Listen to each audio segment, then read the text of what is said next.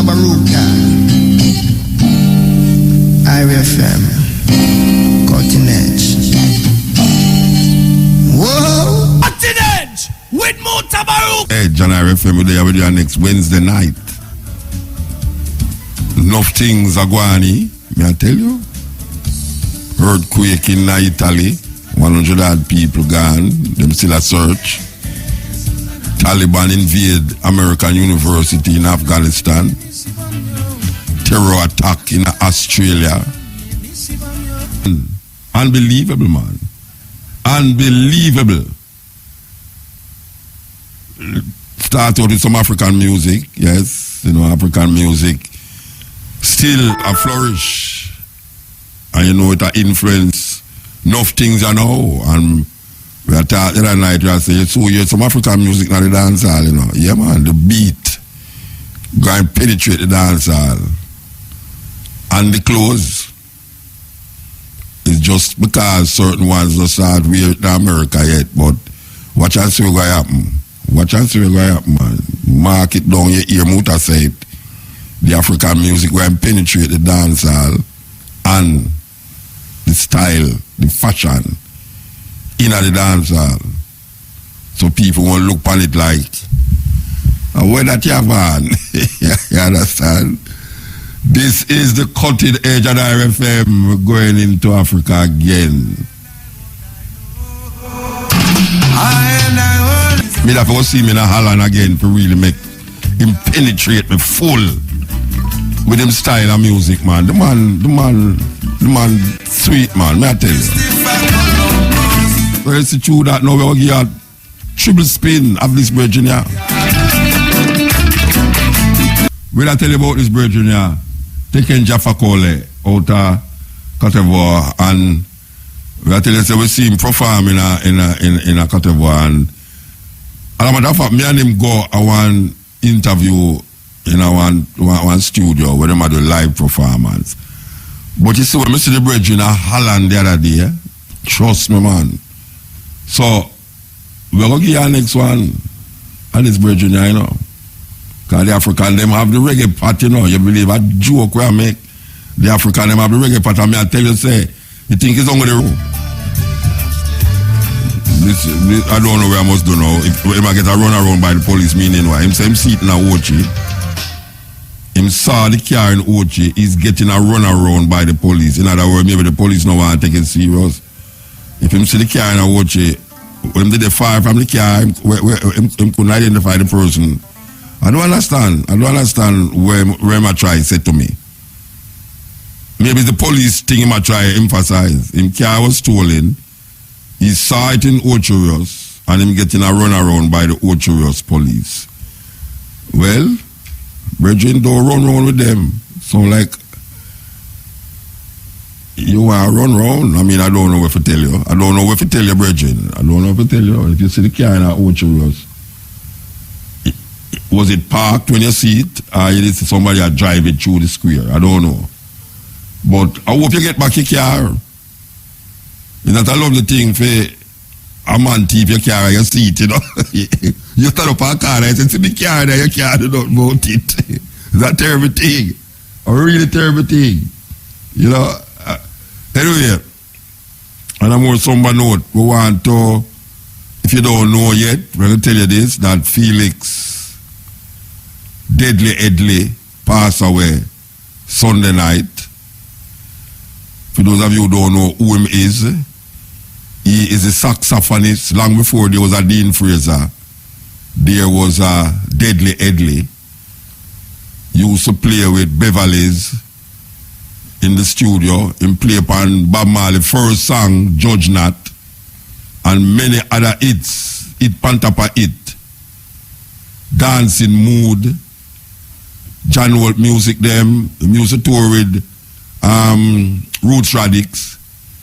I think one time we did on a tour, me and Israel Vibration did a tour 1 year, and he was the saxophonist with Roots Radix, because Roots Radix used to tour with, well, them still a tour with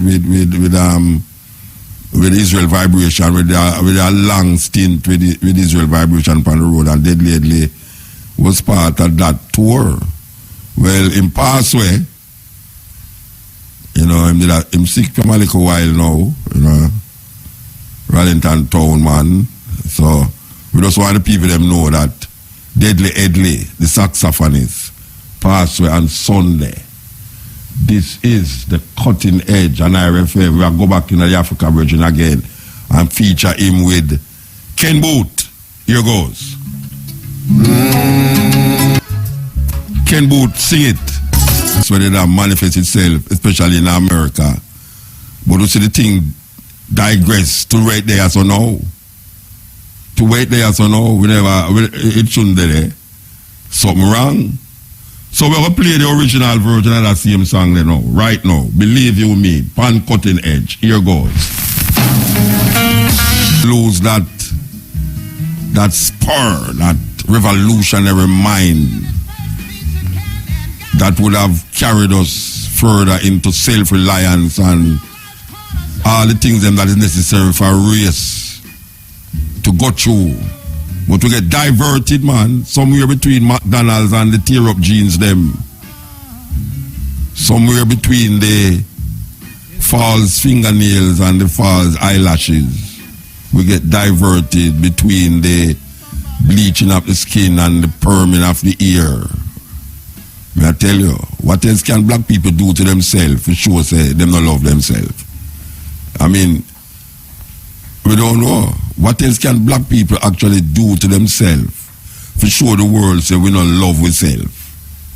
We have done so many things, yet still a lot of us waiting for that day, that blessed day of this someone who going to come out of the sky and save we. You know, Sizzla say, the white man, God can't save you from white man oppression. But many have a hold on that, our Lord and Savior. And even the white man nowadays now accept him own lie. You can't believe that. White people nowadays now accept them own lie, you know.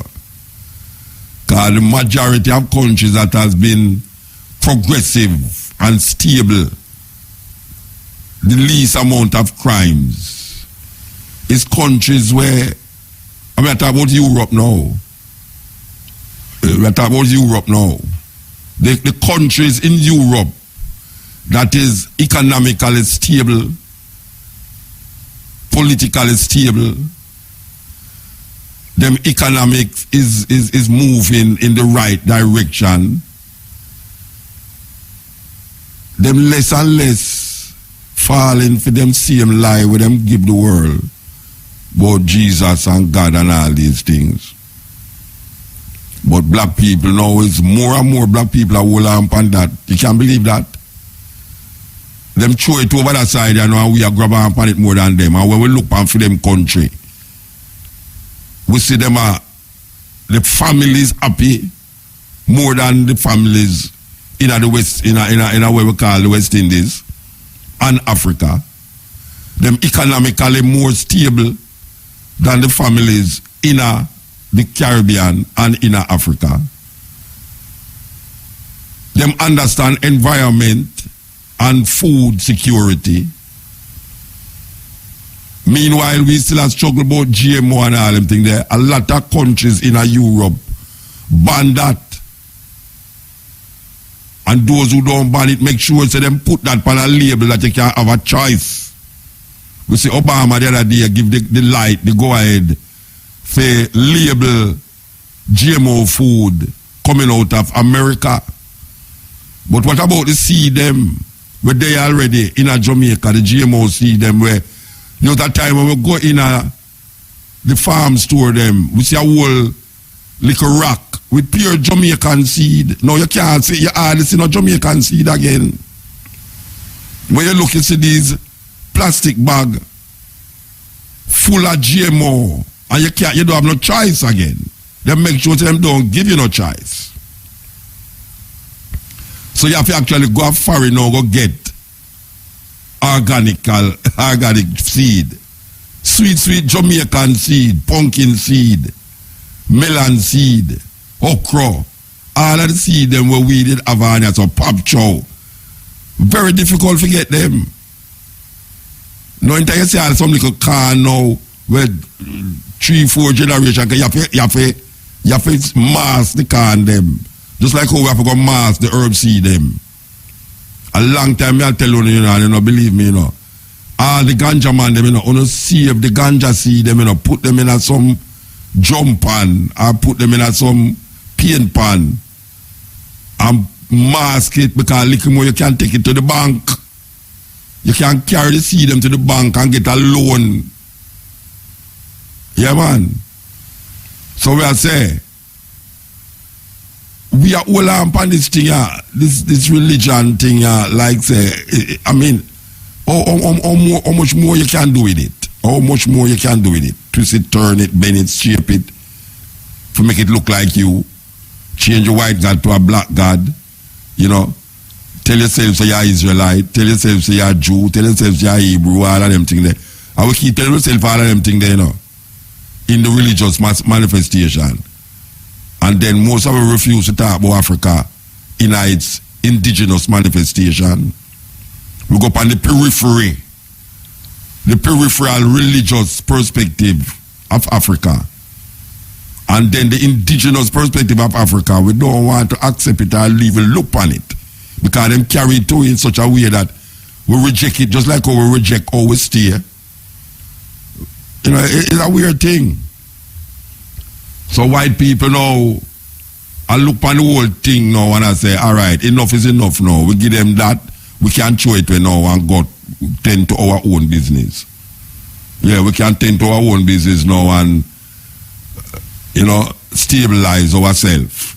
Make them go and jump up about, you know, there's a reward in heaven and when you die, what's going to happen and all these things. How much time you're going to do the same thing, the same way all the while, I expect to get a different result. It's not going to happen. It's not going to happen doing the same thing, same way all the while and expect to get a different result. And we have been doing the same thing, same way all the while for almost hundreds of years. And the thing will get worse. It will get worse. The more we pray, the more the thing will get worse. Listen to this. Listen to this. Believe you me, listen to this. I don't think hell exists. I happen to believe in life after death, but I don't think it's got a thing to do with reward and punishment. Religion is always in the control business. And that's something people don't really understand. It's in a guilt-producing control business. And if you have heaven as a place where you're rewarded for your goodness and hell as a place where you're punished for your evil, then you sort of have control of the population. And so they create this fiery place, which has quite literally scared the hell out of a lot of people throughout Christian history. Mm-hmm. And it's part of a control tactic. But wait a minute, you're saying that hell, the idea of a place under the earth or somewhere where you're tormented for an eternity, is actually an invention of the church? I think the church fired its furnaces hotter than anybody else. But I think there's a sense in most religious life of reward and punishment in some form. The church doesn't like for people to grow up, because you can't control grown-ups. That's why we talk about being born again. When you're born again, you're still a child. The people don't need to be born again. They need to grow up. They need to accept their responsibility for themselves and the world. What do you make of the theology which is quite prominent these days in America, which is that there is one guaranteed way not to go to hell, and that is to accept Jesus as your personal Savior? Yeah, I grew up in that tradition. Every church I know claims that we are the true church. And they have some ultimate authority. We have the infallible Pope. We have the inerrant Bible. The idea that the truth of God can be bound in any human system, by any human creed, by any human book, is almost beyond imagination for me. I mean, God is not a Christian. God is not a Jew or a Muslim or a Hindu or a Buddhist. All of those are human systems which human beings have created to try to help us walk into the mystery of God. I honor my tradition. I walk through my tradition. But I don't believe my tradition defines God. I think it only points me to God. You and I are emerging people, not fallen people. Our problem is not that we are born in sin. Our problem is we do not yet know how to achieve being fully human. The function of the Christ is not to rescue the sinners, but to empower you and to call you to be more deeply and fully human than you've ever realized there was the potential within you to be. Maybe salvation needs to be conveyed in terms of enhancing your humanity rather than rescuing you from it. Life is a startling and wondrous experience. And eventually, I think we're going to discover that God is unfolding through the life of our consciousness and our self-consciousness, and is not a parent figure up in the sky. But I believe because I'm related to something that is not bound by time and space, that I will share in whatever God's eternity is.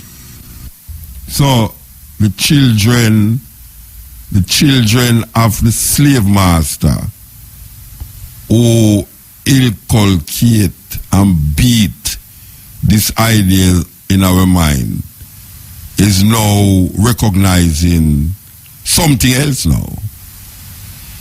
A lot of these children is growing up now and realizing that their parents was lying. So them take a diversion, a different turn. And when you look on their society is void. The majority of Japanese don't believe in those things. The majority of people in Sweden, Switzerland, Norway, I mean, you name it. The majority of them people don't believe in what we believe in. And what we believe in, our belief that, and what them give if we believe in. And when we want to believe in what we supposed to believe in, we think there are some little weird things where we are believing in that far. And it's that it carry through thousands of years before any European land on the shores of Africa. We was going through as a people with own institutions, we had our own economic situation, family structure, which is the basis of all society, was intact. Now the family structure has been broken down by many things. Broken down. And we are trying to fix it, but we don't know how to fix it because we don't want to go forward to, and yet we say roots. We don't want to go back to the roots. And we don't want the memory before slavery. That is where we have to go. Before slavery, not in slavery, because in slavery them start to create that breaking away of the family structure where them breed. It's like a breeding ground for more Africans to be more slaves. And the family structure get breakdown up to this day. Most of the things them where are going in Jamaica now with young people is inherently connected to the breaking down of the family structure, and the society allow that to happen. The society allow the family structure to break down because the only way you can divide and rule the people them is to set up a system that don't incorporate family. So when we look on how the society set up here so now, it's very difficult for you to go back and tell people about go back to family when the economic situation in them life does not or is not conducive to any family structure. And the people them who in our family who can do it and make the family build up, they have to do things where it's outside the law of the country.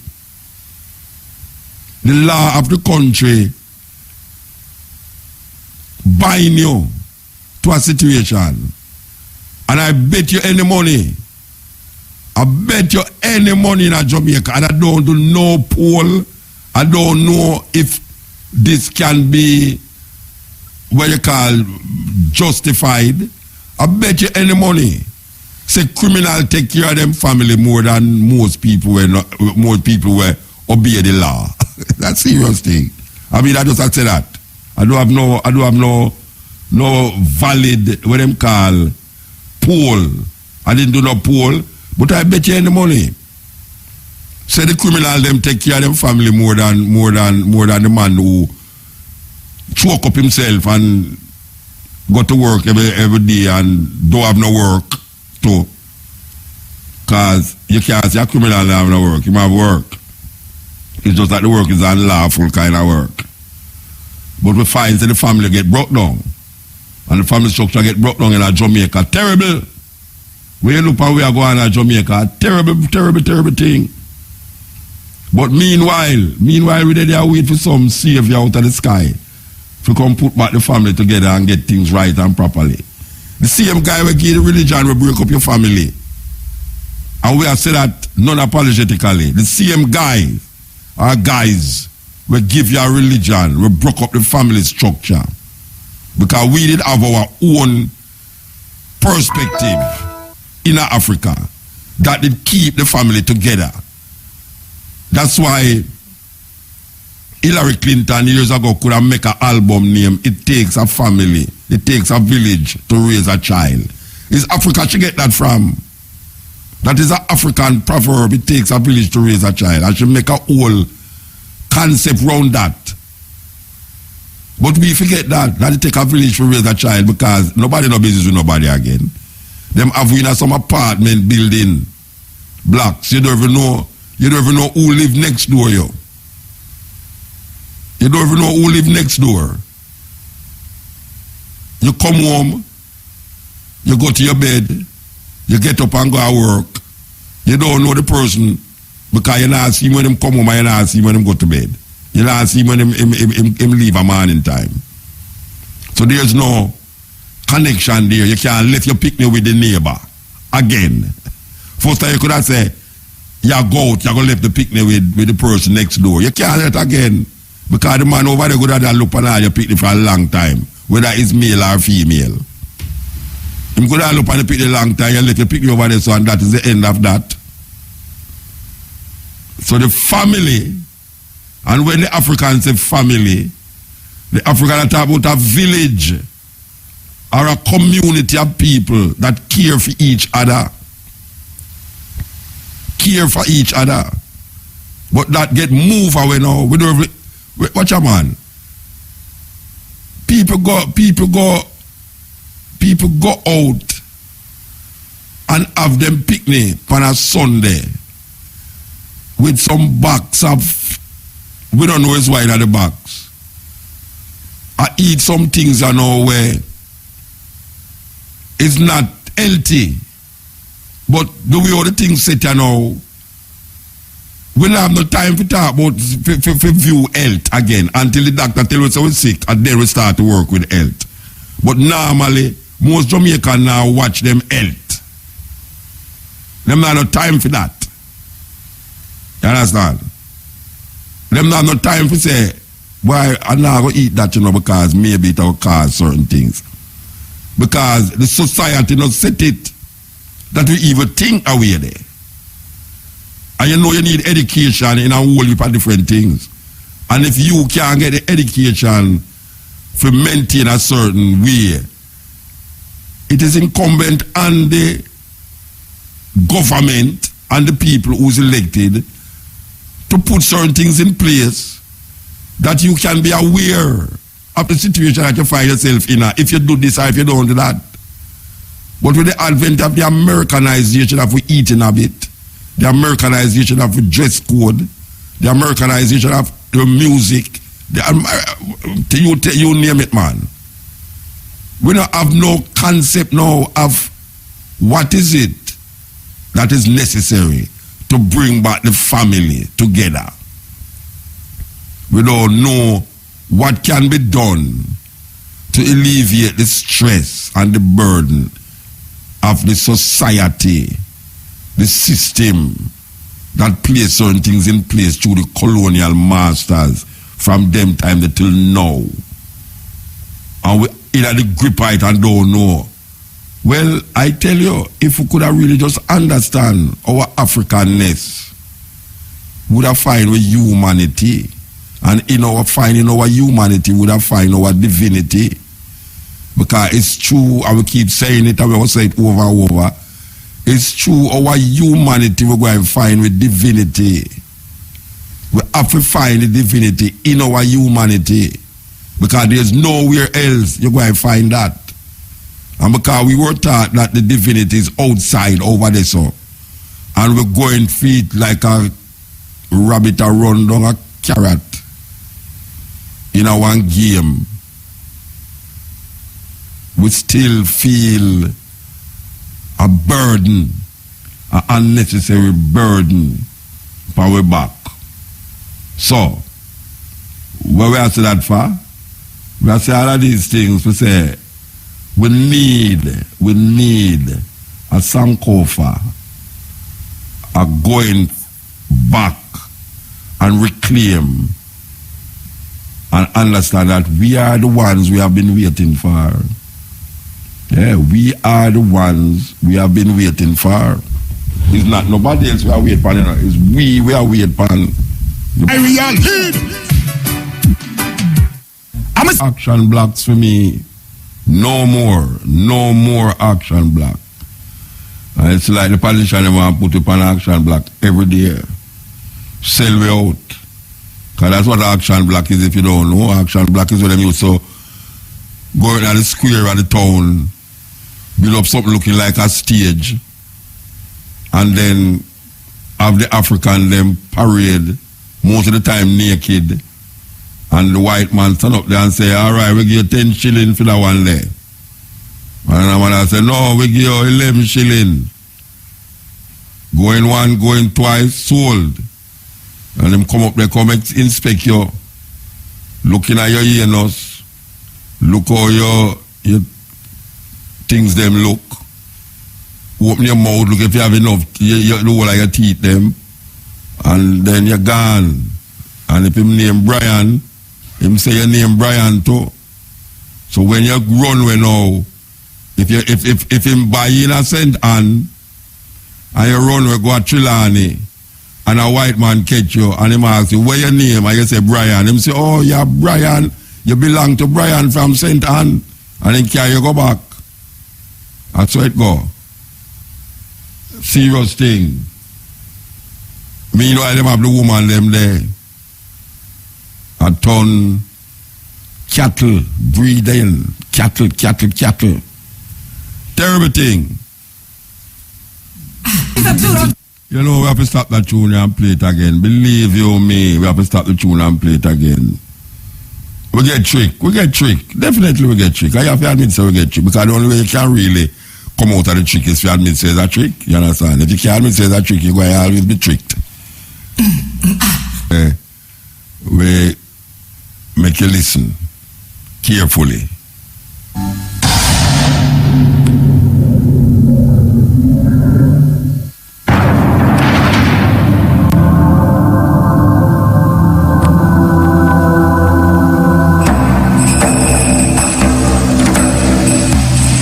Racism emerges really in the 16th and 17th, particularly the 17th century. Europeans were enslaving and had for some centuries been enslaving people both of Africa and of the New World. The history of racism in the Western world is broadly associated with slavery as the early form of colonialism. And it's in that context that something called race is created, which essentially means that certain people who are defined as non-Europeans find themselves ruled and governed by Europeans. For people in America in the 17th and the 18th century, race was a fact of life. And I think that racism is something that comes out of that interaction of necessity.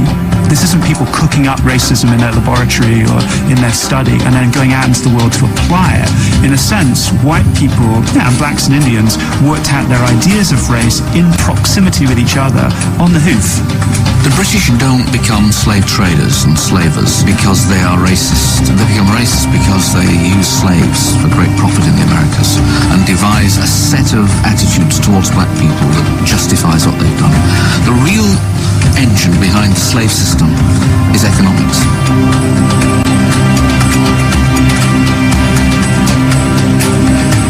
Africans are items of trade. They're things that are bought, that are sold, that are bequeathed, that are inherited. They're like other items of trade. And once you've got that established, both on the slave ships, of which there are thousands leaving British ports, and once you've got that established on the plantations, and once you've got it established as a basis for expanding British wealth, how can you argue that somehow or other the great inferiority of black people isn't built into fundamental cultural values of the British?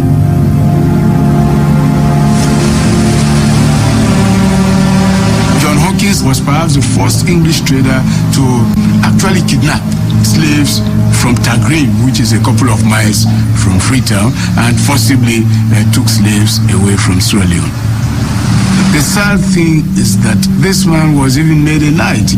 When we are in school, we read about Sir John Hawkins as if he was such a good person, he was such a righteous person, somebody who had contributed positively to, the creation of the British Empire. It was only much later that some of us learned with regret that, in fact, he was not only involved in the slave trade, but he actually captured, slaves. He established places down down by Government Wharf, what we call Government Wharf now. Over time, it became an industry, and a lot of English traders and a lot of Sierra Leonean rulers, particularly those along the coast, became heavily involved in the slave trade. And we have, for instance, several islands off the coast of Sierra Leone that were prominent slave trading posts, like Bonds Island, for instance, where there were English force, other European South force, even Americans were very heavily involved in the slave trade from Bonds Island. Say that come for buy. The number there, in a group iron, the number we want, you take up. He put on this fire room, open, a banner, and of course, we know the way they were taken, captured, tied up, chained, and thrown into the ships. So it was a very bad experience for the slaves from the moment they were captured up to the time they reached the so-called New World. And then those who survived and did arrive, had to be put for sale. And then when they were bought, they had to undergo all kinds of indignities. One great woman, it could cost 2 man price. Sometimes it work for you, not the garden. Not come back, it work for you, it born picking for you. Now for that, it they pay 2 times for one great woman. We able to come collect tuna, Macaldine. At a conservative estimate, over 11 million Africans were transported across the Atlantic. Manacled and packed together like animals, at least 2 million died during the infernal voyage known as the Middle Passage. Slaves are seen as deracinated people, people who did not belong, who were natally alienated. That is, they had no rights of birth, and they're seen as people who had been torn from another society, but not socialized into the new one. So they were socially dead, so to speak. They were seen as people without honor, which is a degraded condition. The value of this for the master is that the master had absolute power over the slaves, regardless of what the laws may say. They had rights of life and death. The situation grows up where thousands, tens of thousands, hundreds of thousands of these black or dark-skinned people are being kept down without rights and kept at work night and day by a system of surveillance with whips and cutlasses. And of course, there is the fear that they will try and rise up, that they'll try to run away, and that when they do that, they're going to slaughter the masters and the overseers and their wives in their beds. And really that any white person will be seen as a potential enemy by the blacks. And so you get this mutual fear between the two groups, and this tends to consolidate racial feeling. And the only way to keep these slave societies even minimally secure was to arm all the white men, and even indeed some of the white women too. So you're there in your plantation manor, you're there in your, settler outpost. What are the natives doing? Sort of classic line, from these movies. The natives are restless. What's going on? Those drums in the background. There's the idea that, these people are sort of getting together and they're going to invade us, they're going to attack us. And it's a kind of, projection basically. In other words, you've invaded their countries, you've subordinated them. There's a long history of colored perils. There's the red peril called Red Indians. There's the yellow peril. There's the black peril. There's this idea of the non-white other. And the non-white other is threatening, the non-white other is scary, the non-white other may be coming to attack. And it comes out of, you could say, a bad conscience in part, a sort of subconscious recognition perhaps of the kind of things that have been done to the non-white other. In the early 16th century, from Chile in the south to Florida in the north, this non-white other was no more than vermin to be exterminated. The Dominican monk Bartolomé de las Casas was eyewitness to countless atrocities against the native populations. His account reads like a catalogue of genocide. The mainland in the region known as Florida. The Spaniards murdered many, as is their custom, in order to strike terror into the hearts of these people. They made their lives an utter misery, treating them as so many beasts of burden. In another large town, the butchers put the whole town to the sword, young and old, chiefs and commoners, not even the children were spared. The butcher-in-chief arranged for a large number of natives in the area to have their noses, lips, and chins sliced from their faces. They were then sent away in unspeakable agony and all running with blood to act as walking testimony to the great deeds and holy miracles performed by these dauntless missionaries of the Holy Catholic faith. The things that Las Casas witnessed, particularly on Hispaniola or in Cuba, these incredible crimes, these incredible attacks on Indians, disembowelings and burnings and rapes and whatever else, I'm sure that that level of violence is something that you could have witnessed in different places in the 17th, the 18th century, in other parts of the Spanish Empire. But it was a peculiarly awful moment that Las Casas saw as the Spanish got to the Americas and tried literally to work the Indians to death.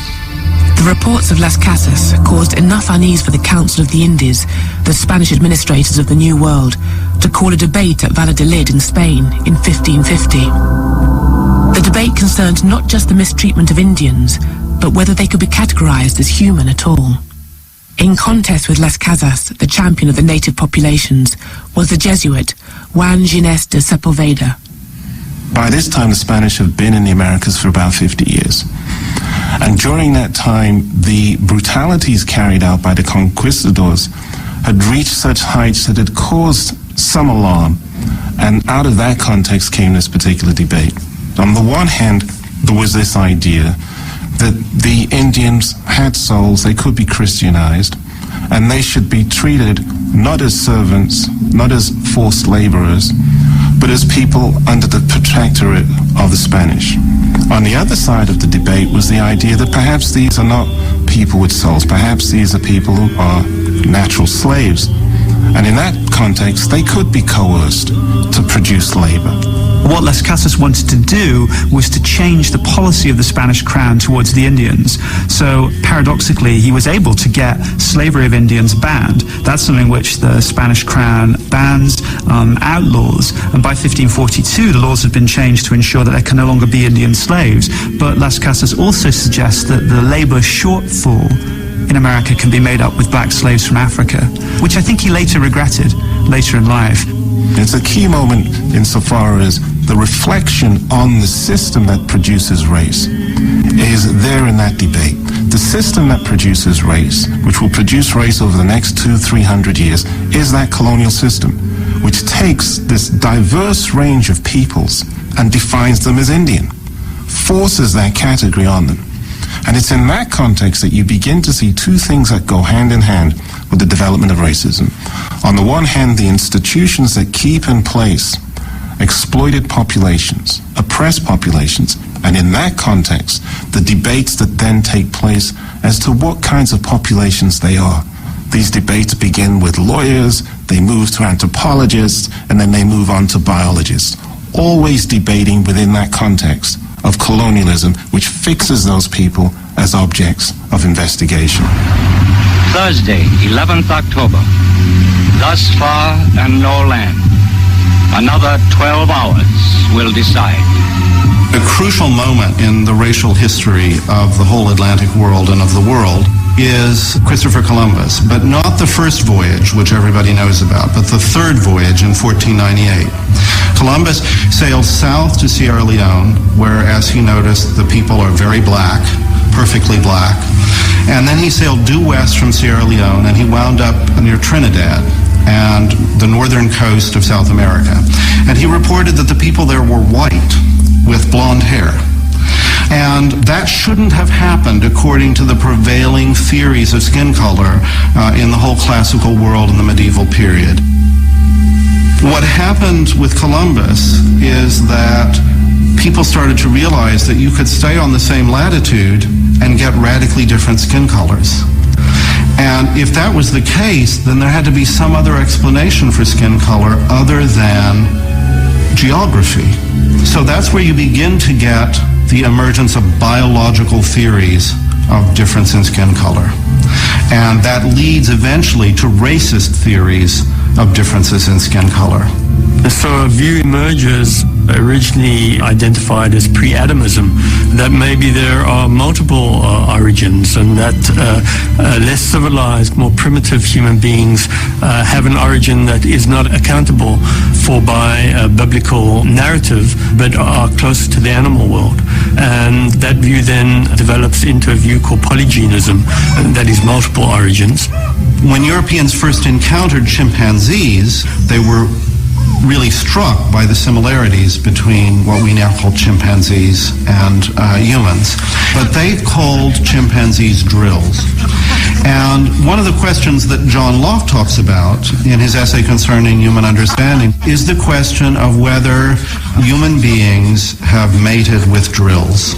So the question that gets increasingly asked in the 17th century is, are African peoples what we would call the same species as Europeans? And Locke has real questions about whether we can say that they're the same species or not.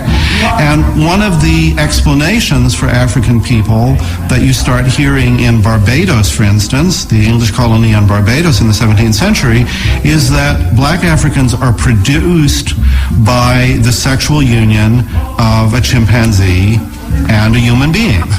So they're not really human, they're half animal. And this gets bound up with a whole series of prejudices about the animality of Africans, their bestiality, their sexuality is animalistic. Even in the 20th century, you get all sorts of claims about jazz music being animalistic.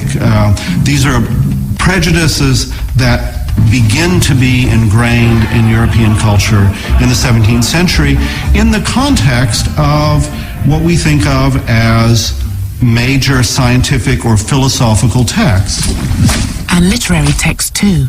In The Tempest, whichever way you interpret Caliban, Shakespeare's weird hybrid reinforces the idea that slaves are not fully human. Shakespeare doesn't quite know how to figure the hewer of wood and drawer of water. Is this the working class? Is this the proletariat? Is this the African? Is this the savage? Shakespeare doesn't know, and he creates Caliban.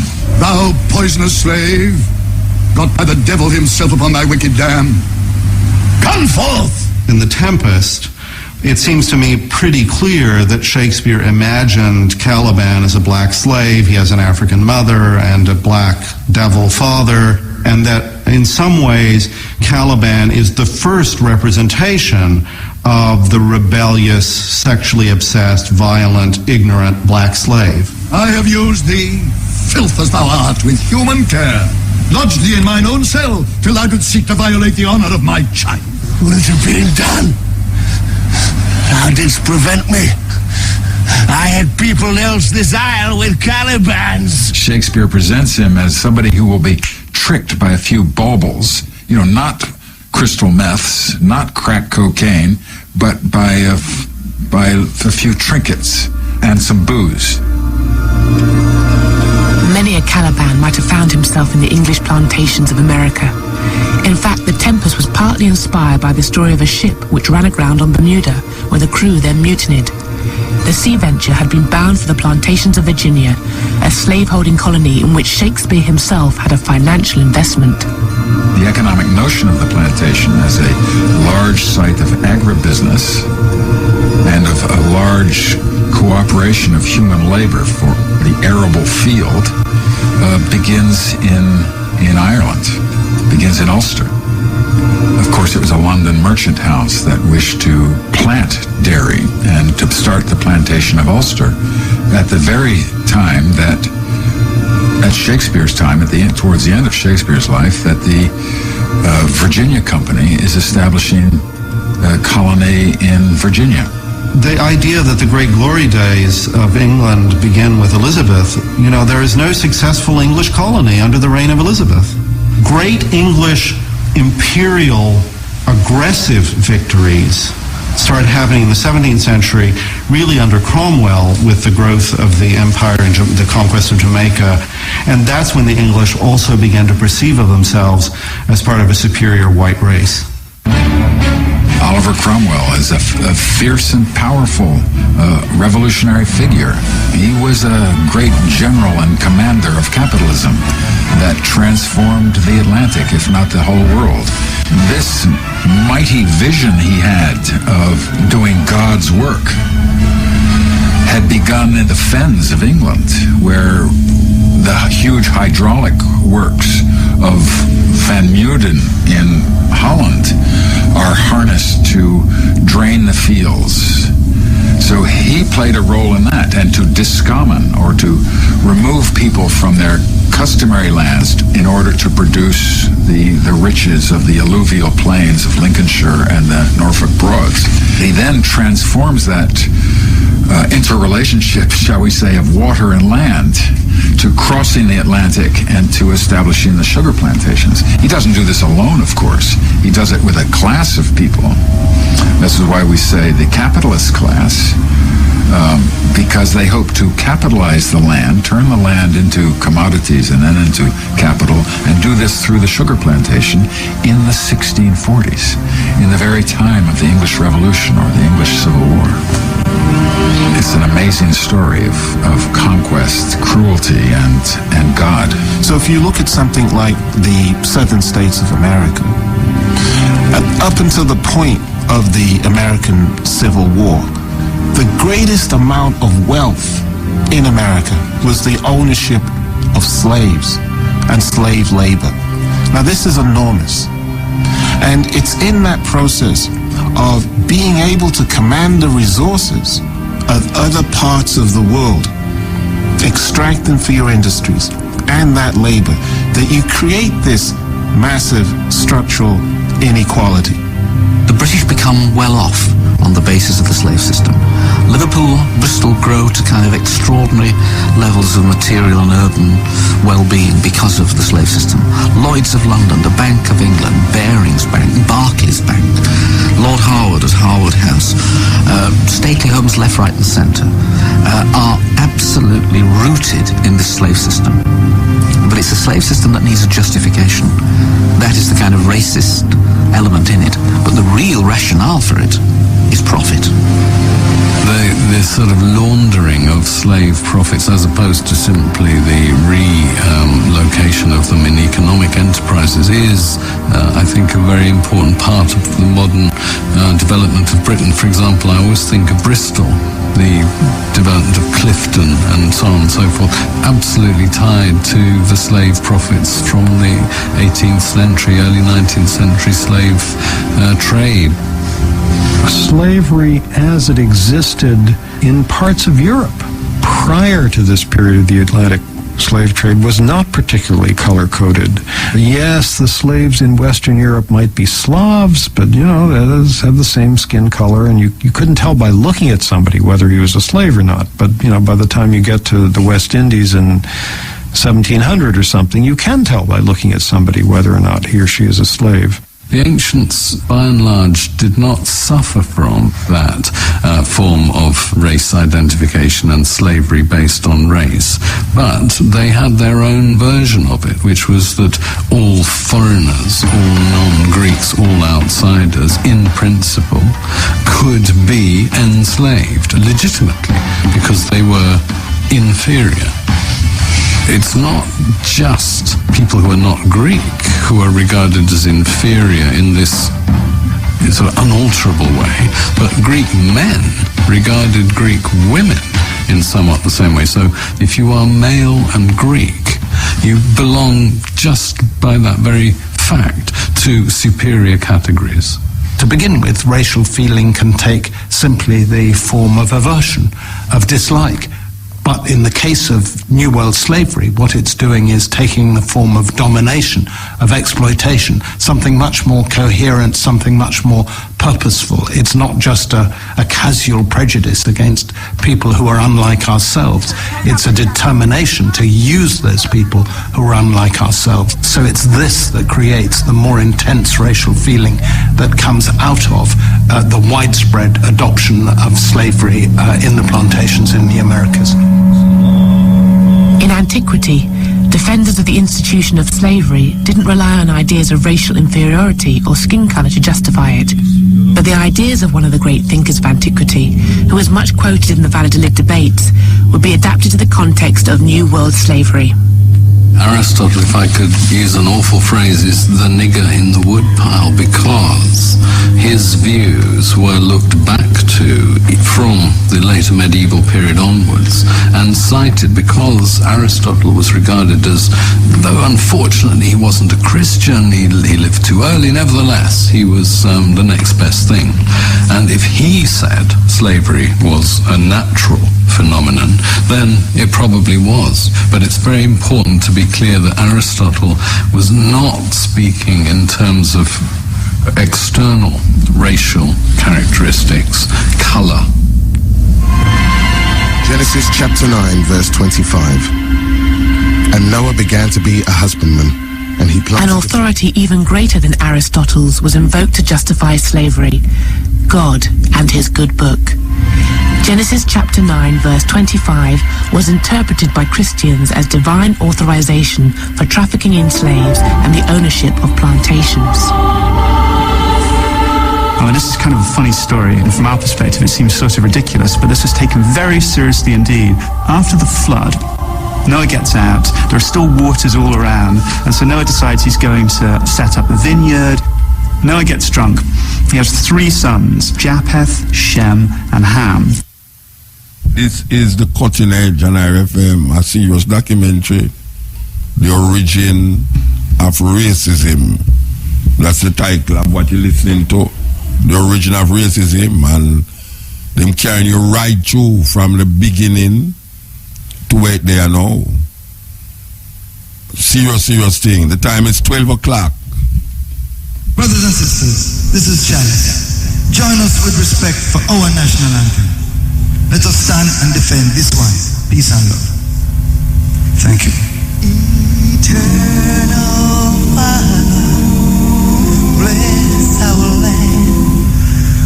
Guide us with thy mighty hand. Keep us free from evil powers. Do our life through countless stars. To our leaders, great defenders, pray true wisdom from above.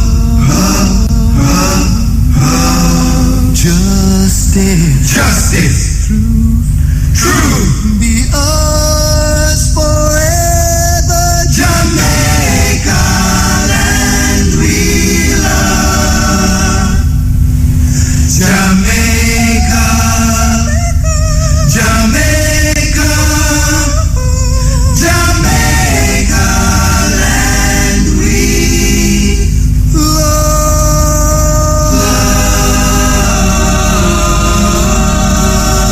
Hello, School Aid would like to thank all our partners partners for their support this year. Shoretime Medical Centre, Sangster's Bookstores, JUTC, Heart Trust NTA, Quartz Optical, Quartz Ready Cash, Portmore Municipal Council, Jamaica Library Service, National Road Safety Council, National Library of Jamaica, Jamaica Constabulary Safety Unit, JCDC, and one-on-one educational services. And our media sponsors, the Jamaica Observer, IRI FM, and Super FM. Thank you all from Flo. Flow School Aid this Sunday, August 28, 2016. Jamworth, Portmore, gates open 10 a.m. Kingston, Jamaica. It's UTech Jamaica's 16th annual Community Service and Expo. This Thursday, August 25, under the theme, Youth Empowerment, Building Better Communities. Join me, Elise Kelly, and the IRFM broadcast crew as we broadcast the Easy Skanking Show live from the Community Service and Development Division of UTech, Hope Road, Kingston, from 10 a.m. to 2 p.m. That's a live broadcast of the Easy Skanking Show.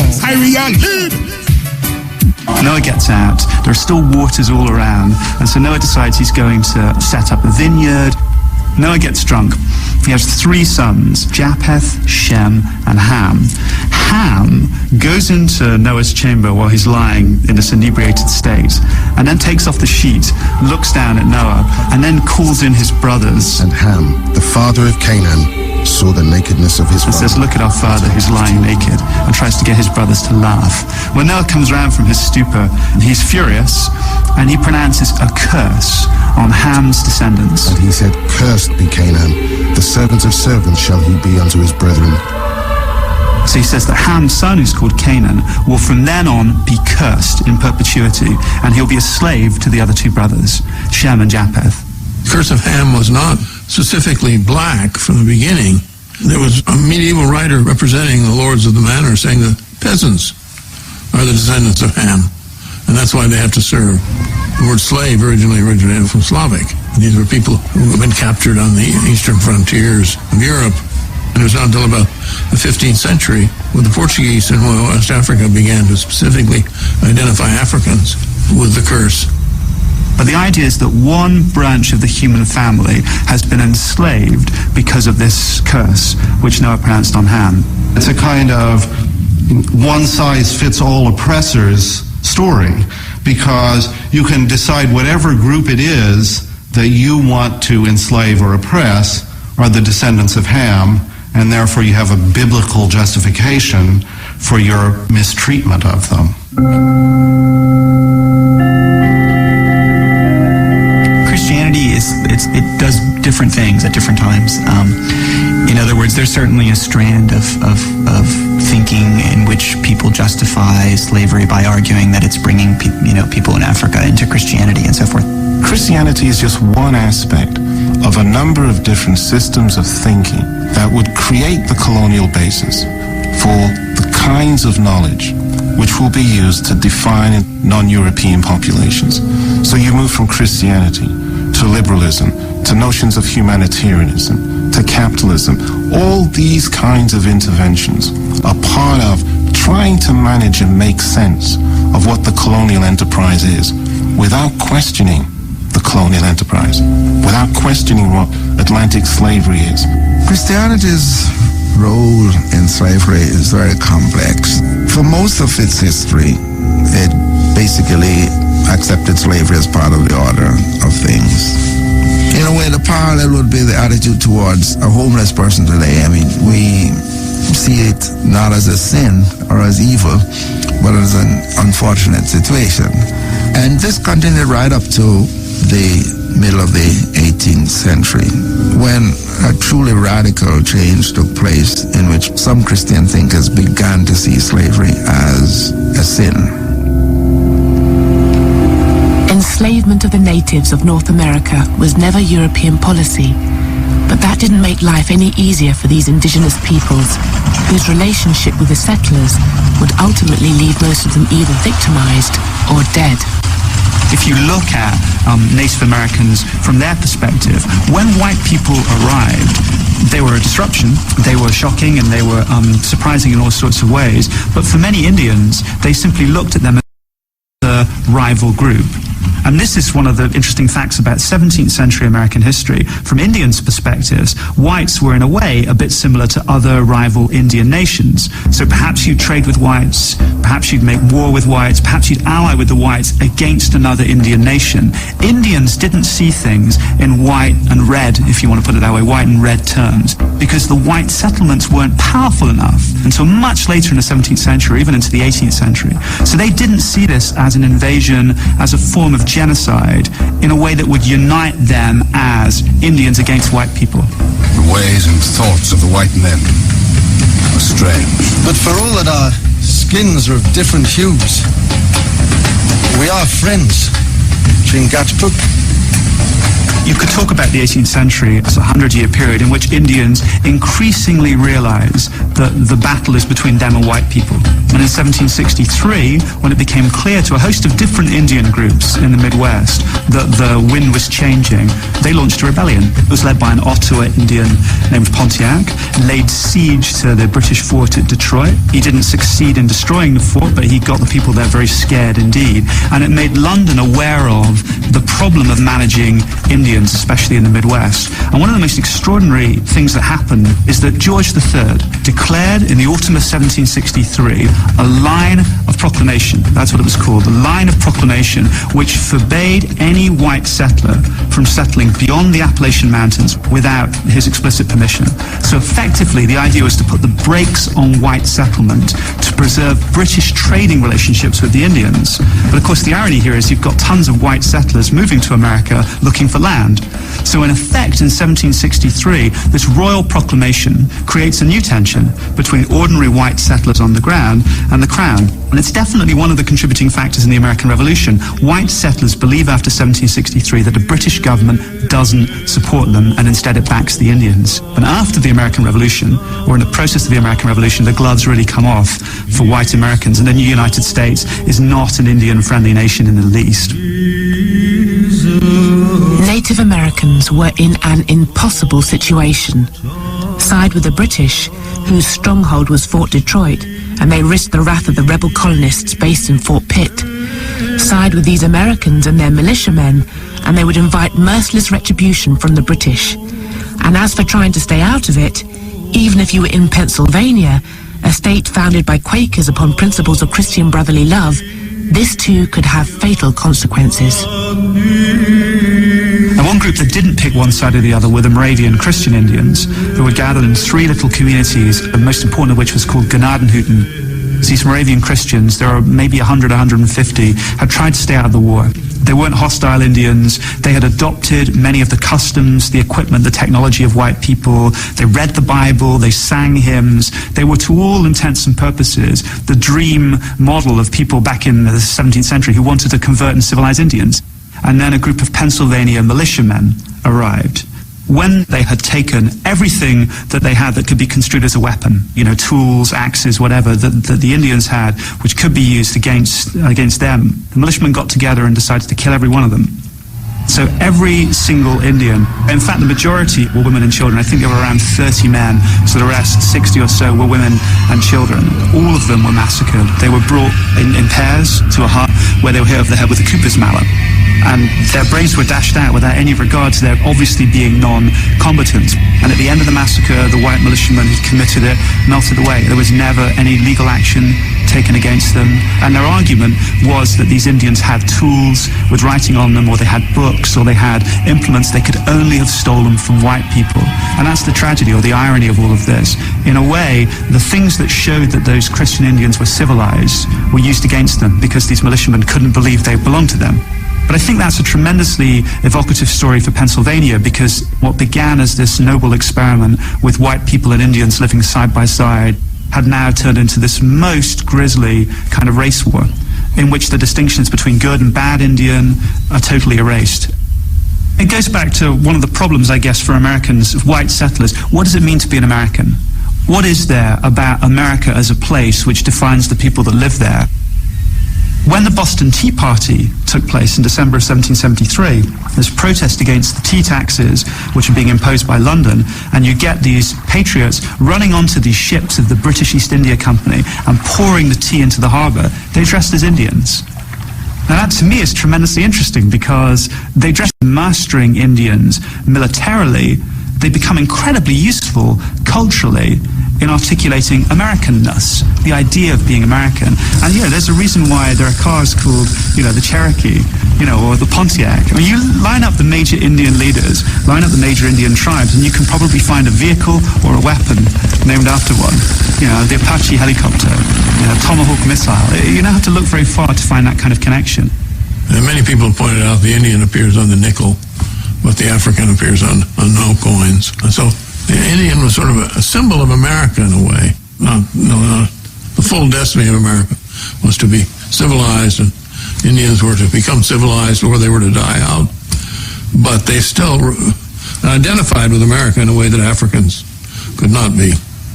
The one thing that comes to mind looking at it over a long period of time is that one of the main distinguishing features of black-white relations in the United States has been the idea of the so-called one-drop rule. Purity of blood. To be white, you could not have an unknown black ancestry. It wasn't always enforced, but this was the rule. Indian blood and intermarriage with Indians, going back to John Rolfe and Pocahontas, was not taboo. So that when Oklahoma became a state, it was interesting, the Oklahoma Constitution, there were a number of part Indian figures who were involved in the setting up of the Oklahoma state government when it was in 1910. And the law said there can be no marriage between whites and blacks, and no marriage between Indians and blacks. But that left the Indians and whites to freely intermarry.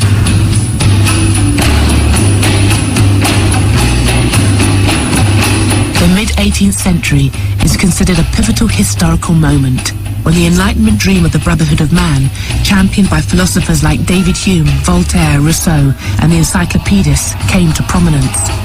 This period gave rise to the ideals of liberty, equality, and fraternity, principles that fueled the American and French revolutions. But these popular democratic principles were never universally applied. Choose any intellectual giant of the Enlightenment, and almost without exception, you will have chosen a proponent of equal rights, who really believes that some men are more equal than others. Kant is seen as one of the most important philosophers of the modern period of the past few hundred years. And he's certainly seen as the most important moral philosopher, in that the crucial idea is this idea of personhood, and you respect the personhood of others, you don't diss other people. And yet simultaneous with that, Kant also has these writings in anthropology and physical geography, in which he basically outlines a kind of four-tiered level of human beings. It's basically a racially restrictive view of personhood, that a prerequisite for being a personhood is basically being white. It's only the European tier, the sort of top tier, who have what it takes to become full persons. And Asians, one rung below Europeans, blacks, one rung below that, Native Americans. These are the tiers. Even if they're human, they're not full persons. The Enlightenment is a two-edged sword. It provided the basis for an argument for the social and political equality of all men. But at the same time, it provided the opportunity to look at human beings not as children of God, but as varieties of animal. So if you decide that certain human beings are not human, they don't belong to the same species, then of course they don't have any right to sign contracts, and they can't be part of the social contract that forms your political system. And that's exactly what happens in these early democracies, is that blacks don't have any voting rights. Many of the philosophers writing this period played a crucial rationalizing role in justifying European imperialism, in justifying the domination of whites over people of color. So why is it then that these things are not more widely known? Why has the Kant establishment not taken up this issue?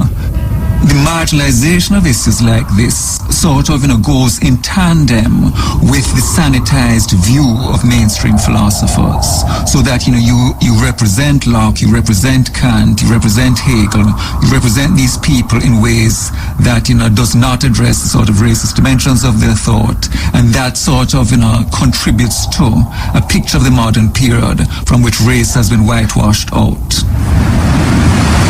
In the name of their Majesties, Ferdinand and Isabella, King and Queen of Castile, Leon, and Aragon, I now take possession of this land and name it San Salvador.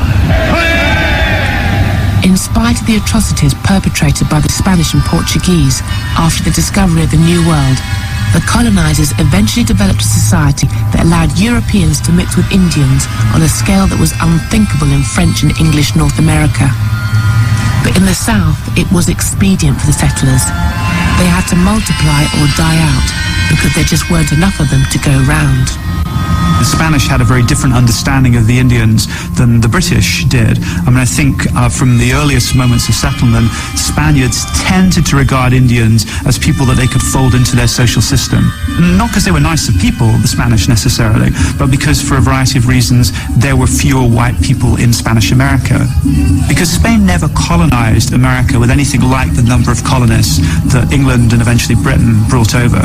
I mean, the number of Spaniards, peninsulares as they were known, people from the Iberian Peninsula that actually came to Latin America, was much, much smaller. One sees emerging in the period of the Enlightenment, in the latter part of the 18th century, as abolitionism is beginning to take root in that part of the world as well, a much more vigorous form of mixed race interaction that you find in other parts of the world. It's a different tradition coming out of Southern European colonization, Portuguese on one hand, Spanish on the other, and out of this a greater willingness to engage in forms of mixed interaction, mixed intercourse, and identified and acknowledged mixed race populations emerging.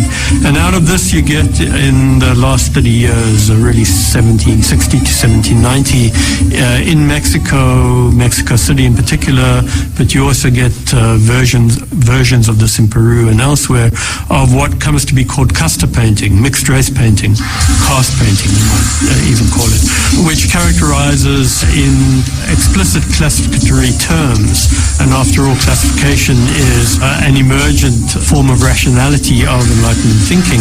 The casta painting lays out the forms of offspring that emerge from certain kinds of mixture between what they call Spaniard and Indian on the one hand, Spaniard and black on the other, in other words, European or white with other racial forms, Indian and African, and then mixtures as well with the mixtures of the mixtures, so to speak. So you get various gradations, and you might even call it degradations of racial mixing that go from mestizo and so on. But the color lines were not rigidly drawn between just two races, but you had at least one intermediate race, mulattoes or brown people. The presence of the mulatto in those colonies, the importance of mulattoes in Brazil as an intermediate group, the importance of mestizos in Spanish colonies with a large Indian population, is something that I think does distinguish the United States with its basically two-category system. You're either white or you're black. South America is very complex and fascinating. It's different, but it wasn't necessarily better. It's easy to be fooled by the system because you go there and you see blacks and whites among the poor mixing together, whereas they don't in the United States. Because what the U.S. did with this one-drop rule was to encourage a sense of solidarity among whites as a way of dividing them from blacks. And one reason you never had working-class solidarity in America is because the one-drop rule and the binary system of race is a powerful tool for dividing the working classes, between whites and blacks. And the lower down the system you go, the more economically vulnerable and marginal the white person is, the more he's inclined to be racist, because it's the only way in which he has some status. He said, at least I'm not black. And so the white poor and the black poor are totally against each other. So it became a perfect system of division. Latin American societies are far more racist at the top than the United States. I mean, the Brazilian military brass is completely white. The Brazilian political elite is, until recently, completely white. Whereas in the United States, the higher up you go now, because of civil rights laws and so on, the more integrated the population, and the American political elite is thoroughly integrated. I mean, the Secretary of State is black. You know, the Congressional Black Caucus is very powerful. part of the reason for this is that the way black Americans took over the one-draft rule and turned it to their own ends for mobilization and solidarity. Whereas in Brazil, they go on about their racial democracy. All they mean by that is that white men were going to bed with black women and not feeling guilty about it, and producing mixed kids whom they great beauty queens. But the system remained viciously unequal. Brazil is the most unequal society in the Western world, and blacks are completely at the bottom. So it's a pernicious system. It's apartheid without apartheid laws. And at the top, it's thoroughly racist. If contemporary democracies can be called racist, then it should come as no surprise that over 200 years ago, a very early democratic experiment in Sierra Leone went badly wrong. Freetown became the home of the black loyalists, ex-slaves who freed themselves by fighting for the British in the American War of Independence. But their freedom turned out to be very limited because of the dictates of their former British masters. To some extent, what's interesting about Sierra Leone is how accidental the whole story is. These people, in a sense, have become refugees and have become British because they'd actually crossed the lines during the American Revolution to fight for the British. So in 1775, the British governor of Virginia said that if black people who were slaves would cross lines, would leave their plantations, leave the Americans, if you like, and fight for him, for the British, they'd win their freedom. But the British weren't committed in any deep way during the American Revolution to racial equality or even to emancipation. It was a strategic military move. When this colony was established in 1787, it was meant to be a free colony. But for a variety of reasons, it didn't work that way. The problems with the colony inhabitants really came to the forefront with the arrival of the Nova Scotian settlers. These were blacks who had helped the British during the American War of Independence, and they had been promised some land in Nova Scotia. They were called the Black Loyalists. Many of the promises that the British made to them were never fulfilled. The tragedy of Sierra Leone in the 1790s is the difficulty, the almost impossibility, I guess, for whites of letting black people run the colony. I mean, it was constantly run by or overseen by white people. And black people, I think, didn't think that's how it was going to work out. They imagined they'd have much, much more power and authority. They wouldn't just be electing constables, they'd be running the colony. And that didn't happen. These Nova Scotian settlers that came here had all the resources that would enable them to govern themselves as an independent people. They had black pastors, they had black politicians who had mobilized them in Canada to move over to Sierra Leone. So they really had the human resource to be able to govern themselves as a free and independent people. You have a view that emerges at the same time and fuels abolitionism, the claim that those who are not European or of European descent are historically immature by contrast with those who are European or European settlers. Europeans see themselves as having the obligation, the burden to civilize, something that's still with us today. One sees it in relation to the invasion of Iraq, for example. We will come in and teach you how to govern yourselves because you haven't been able to govern yourselves hitherto. It was really a great opportunity that was lost, because had these people been given the opportunity to govern themselves, it is possible that perhaps Sierra Leone would never have been colonized in the real sense of the word, and Sierra Leone could probably have been the first black African country to be free of colonial rule. I believe there are a few events in my life which have not happened to many. Olaudah Equiano, whose first slave name was Gustavo Vassa, obtains his freedom in London and becomes a key figure in the abolitionist movement. His autobiography really becomes the transforming political document to the abolitionist movement. Olaudah Equiano is just one of the great campaigners consigned to the margins of history, while William Wilberforce is represented as the all-conquering hero who abolished slavery. However, no matter which great abolitionist you choose, you will find even greater forces behind them, from the radical Christianity of the Quakers to the workers forming what would become the trades union movement. The other thing about Equiano was he's the one who connected the artisans of the London Corresponding Society in 1792. He connected them with the steel workers, the coal miners, and the factory workers of Sheffield.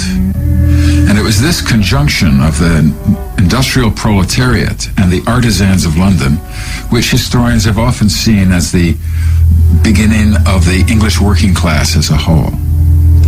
But it was Olaudah Equiano who had brought them together. The period where you see the most solidarity between enslaved Africans and the white working class, in Britain anyway, I think were the early years of the abolition movement. Starting in the late 1780s, hundreds of thousands of Britons signed petitions to Parliament against the slave trade.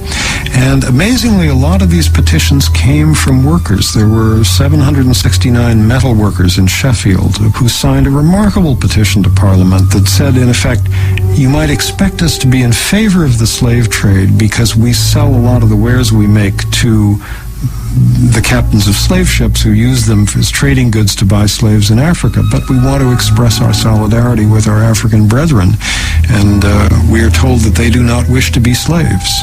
It's a very slow movement, a kind of shifting of the kind of tectonic plates underneath Western life, late 18th century. And the shift is, Enlightenment writing and kind of changes in theological views. But those small tectonic changes produce tremendous changes above. And one of the things that they do is to open to question the very existence of the slave trade and slavery. The decisive event that affected all of culture at the time, it has to be the first successful slave revolution in human history, and the successful break from European imperial powers. And that's the Haitian War of Independence that breaks out in August 1791.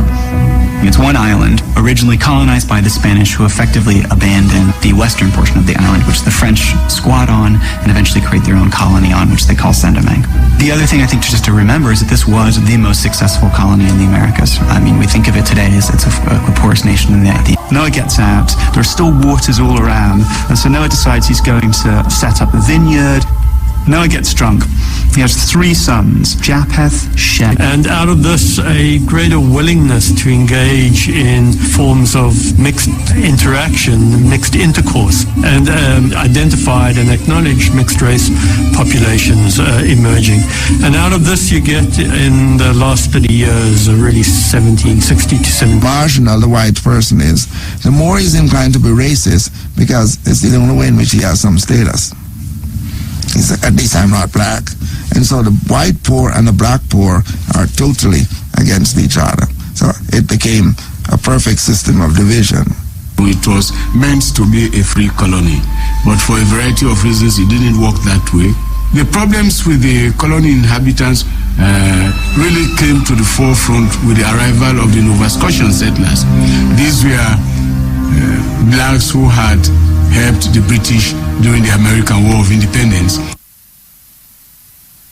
These people were given the opportunity to govern themselves. It is possible that perhaps Sierra Leone would never have been colonized in the real sense of the word, and Sierra Leone could probably have been the first black African country to be free of colonial rule.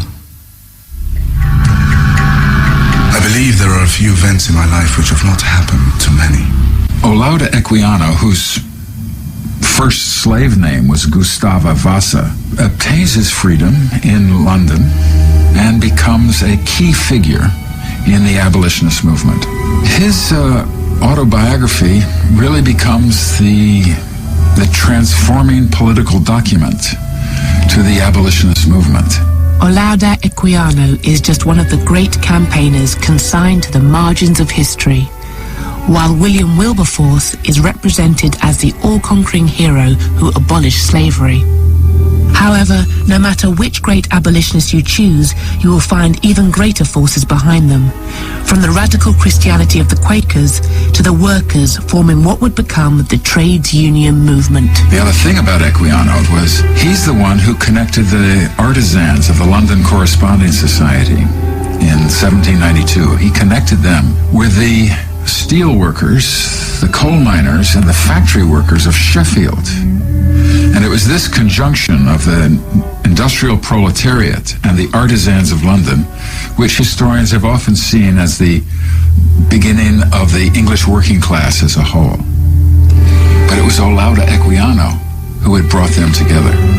The period where you see the most solidarity between enslaved Africans and the white working class, in Britain anyway, I think were the early years of the abolition movement.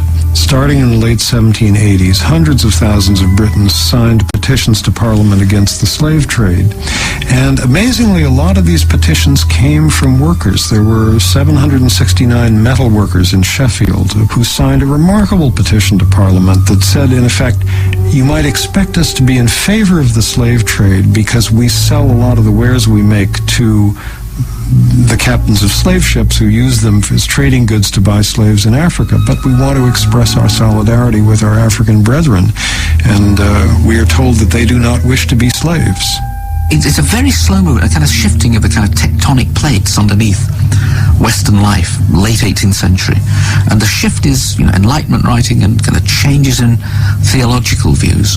But those small tectonic changes produce tremendous changes above. And one of the things that they do is to open to question the very existence of the slave trade and slavery. The decisive event that affected all of culture at the time, it has to be the first successful slave revolution in human history, and the successful break from European imperial powers. And that's the Haitian War of Independence that breaks out in August 1791. It's one island, originally colonized by the Spanish, who effectively abandoned the western portion of the island, which the French squat on and eventually create their own colony on, which they call Saint-Domingue. The other thing I think just to remember is that this was the most successful colony in the Americas. I mean, we think of it today as it's a poorest nation in the Americas. It's always talked about in those terms. At that time, it really was the richest site. It wasn't a nation of its own, but the richest colony in the Americas. The productivity was enormous. So for every, in a sense, empire in the Americas, in a sense, had their eye on it, would have loved to be able to take control of that sector of the economy. The beginning of the revolution happened really in the northern plain of Saint-Domingue, which really was this extremely industrialized zone in which there were these enormous sugar plantations. That's really where the revolution began, and I think that's important to remember as well, that these plantations, which were some of the most industrial sites in the world at the time, in terms of the combination of both agriculture and production, generated this revolution, and it came out of these plantations.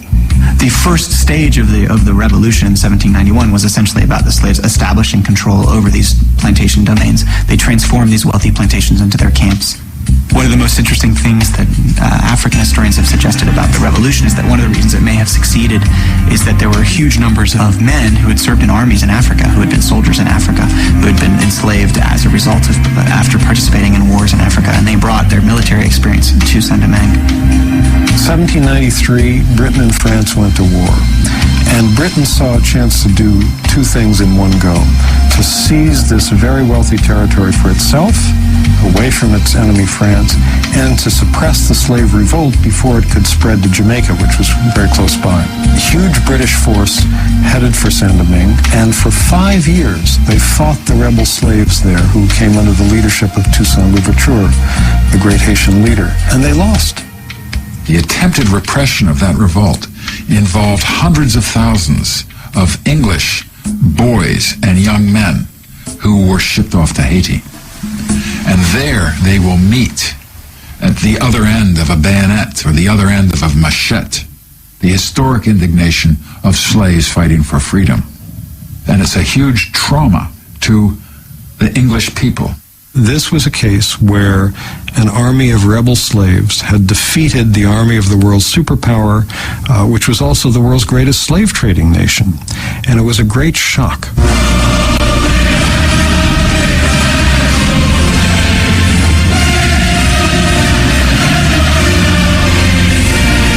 Same can be said of the French, right, who have also, who later lost against essentially the same troops when they tried to reestablish slavery. The British defeat was, in a sense, presaged the defeat of Napoleon's troops that would follow a few years later. This revolution seemed kind of unthinkable for a lot of thinkers. And the idea that this was happening, in some ways, the idea that slaves would become generals and leaders of a revolution and would defeat these armies, it was just really hard to kind of fit into what they believed and what they saw. Now, a lot of people, of course, did think about it and brought it into their reality. But I think it challenged at the time and continues to challenge so many of our notions about where history is made, how history is made, who are the central actors in history. This is really one of the foundational moments in the history of not just the Americas politically, but in democratic theorizing of philosophy, of thinking about what rights are. So not only do you have a challenge to racist ideas that kind of consign people to the margins of history rather than placing them at the center, but you also have to rethink, I think, a lot of broader narratives about Western history.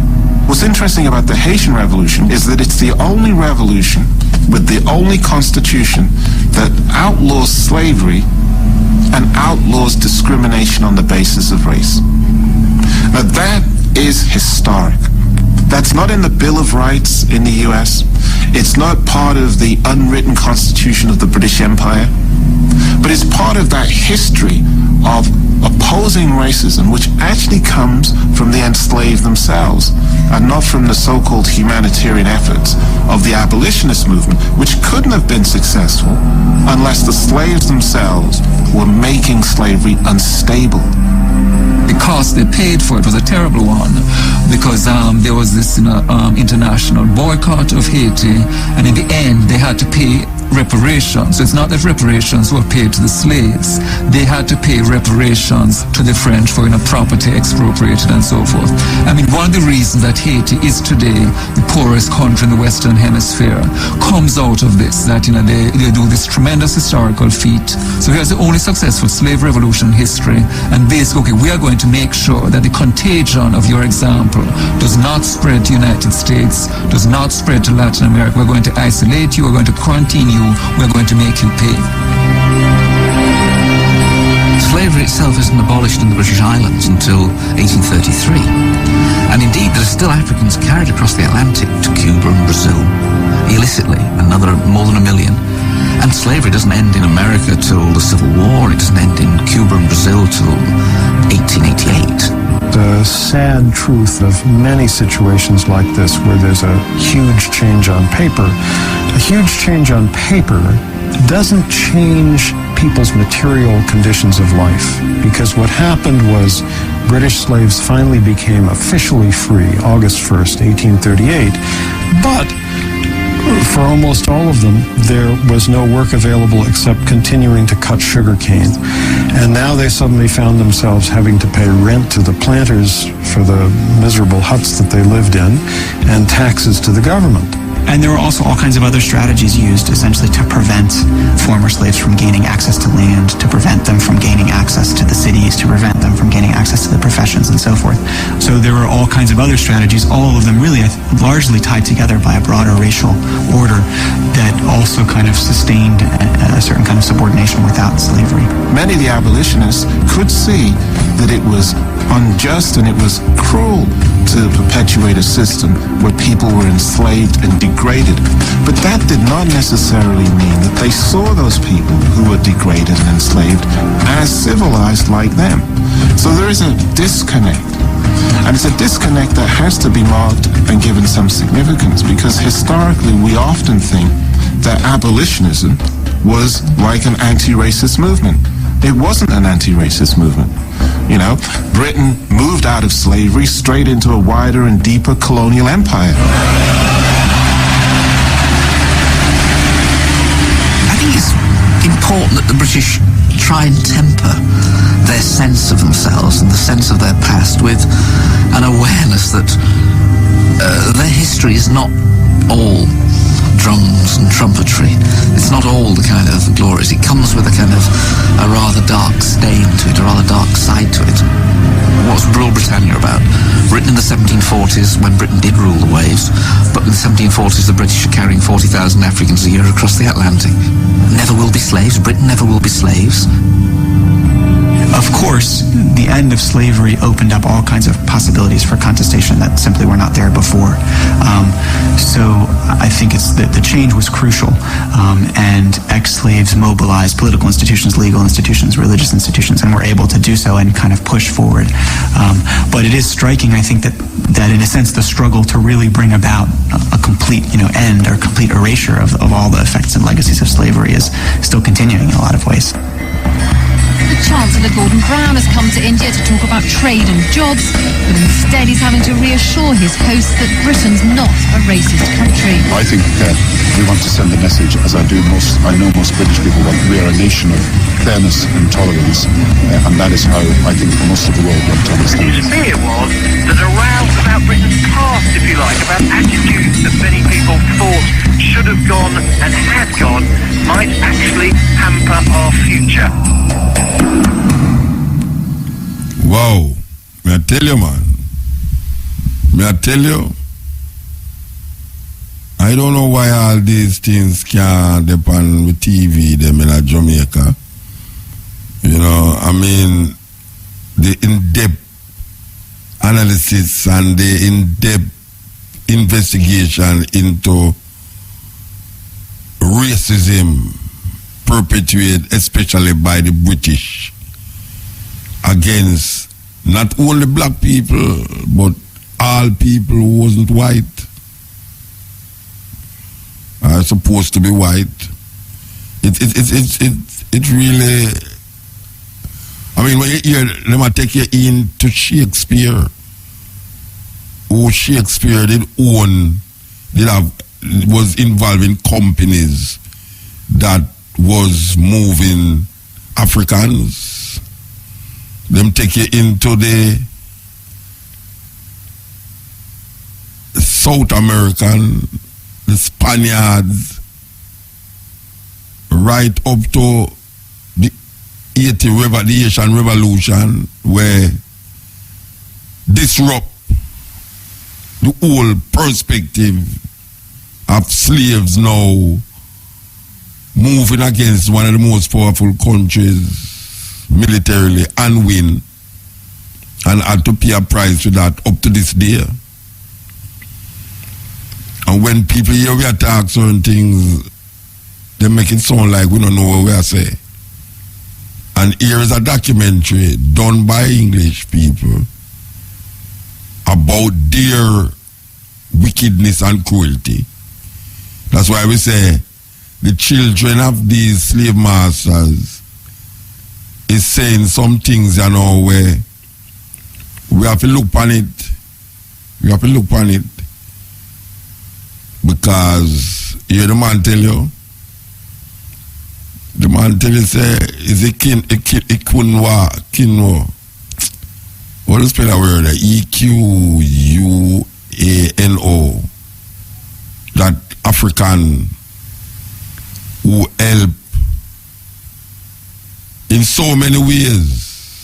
We hardly hear about Wilberforce all the while. When we were at school, I never know about this black brother. It's when I start to read now and I realize, but wait, the black brother mix up in all this thing here.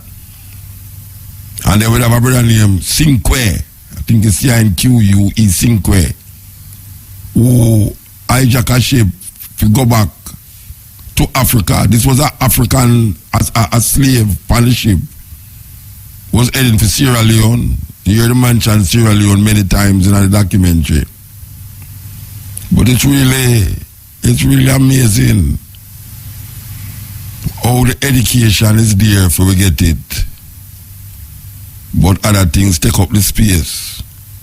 Because if we had known what we know now, then things would be totally different. So them talk about racism. You know, I listen to say until the philosophy that all one race superior and the other inferior.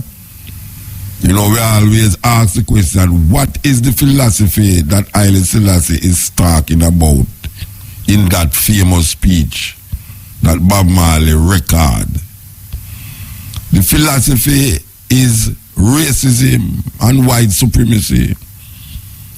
Racism is a philosophy, and if you listen to the documentary carefully, you realize it is a philosophy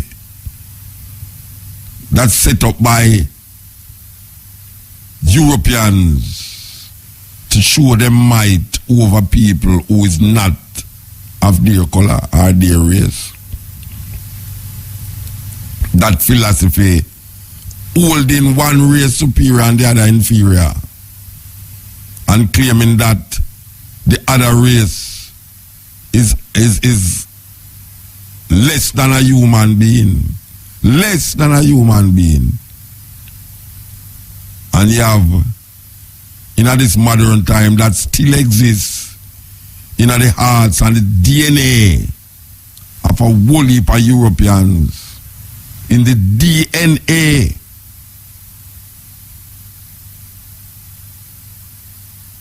People take these things lightly, you know, but as we say in the beginning, we need to understand our Africanness, because our Africanness was what made us human, and in that humanity we will again find our divinity. And unless we find that Africanness, we will continue trying to do the same thing the same way all the while and expect to get a different result. And if we look on the condition that we are in now, whether it's in America, whether we're in Europe, or whether we're in the Caribbean, we look on the state of African people, how can we truly say that the educational system, the political system, the economical system, and the religious system is working in our favor, or in humanity's favor? Look at it after so much years, hundreds of years, and we still there follow that plan that is getting rid of us as a people. Slowly but surely. And when I say slow again, quick. Because now them quick knit. We can see that in the food now. Where our children are dying from disease that is their grandparents should be dying from. And now we say grandparents burying grandchildren. Grandparents burying grandchildren. Because we're using remote as the funeral procession.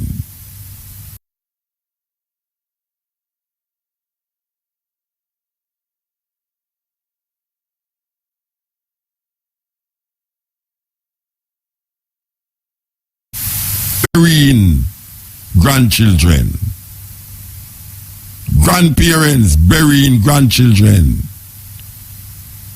Because we're using remote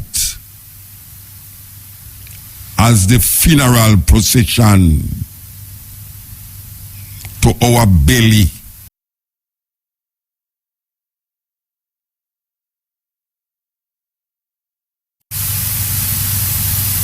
And it get lost in the sky. So we're looking in the sky for the divinity. We're looking in the sky for a savior. And you can't tell most black people, say no man now come save them from this thing where them call now the system and white supremacy. Can't tell no black people that, because them have said them think they are fool thing you talk about. And Jesus Christ is the only saving grace. Look on the conditions of black people under the Jesus Christ saving grace. Look on the conditions of black people. Look who is into that more than everybody else. Because you know, them trick you know, because them are sure we say, yeah, but you see, because you are worldly, but you must wait when we die, that's what you must talk about. Your reward is in heaven. And everybody have them reward in earth. And we are waiting for God heaven to get reward. Look on the nations around us. Marcus Garvey tell you must look on the nations. Look on the Jews. Marcus Garvey talk about the Jews. We have been tricked and refined. Blissfulness in the ignorance of the trickery. This is the cutting edge on RFM. I take some call, you know. Yes, I take some call. So, me don't know. The documentary is how I hope now, you know. that documentary is eye-opener in terms of just a historical perspective of this thing called racism. Racism is a philosophy that say one race is using its power over a next race in determining the socio-political, religious, cultural way, life of a next race. Racism is what a next race use, not what an individual use. Racism is what a next race use to manipulate a next race by way of power, political power, social power, religious power, cultural power, economical power. That is what racism is. Racism is not because you just say, boy, I don't like that one day. That is prejudice. And we must not confuse racism with prejudice. Never make no one tell you that a person who is prejudiced is a racist. Because sometimes you see, it's like when Usain Bolt run, everybody is prejudiced for their country and prejudice against the other country. You don't want the other country beat your country.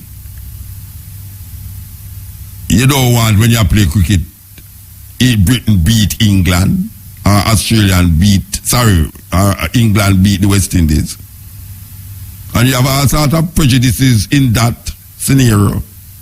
When two boxers meet, a black and a white boxer, even though you don't know who the black boxer is or the white boxer is, your innate thinking say you want the black boxer win. It's not that you hate white people because you want the black boxer win.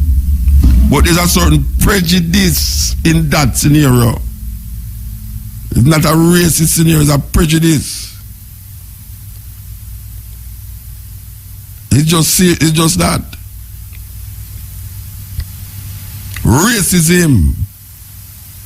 Racism is what we have to contend with. If a black man says him don't like an ex-black man, that is not racism. Black man can't racist against black people. That is not racism. That is prejudice. If a black man says him don't like white man, I don't know, that is not racism.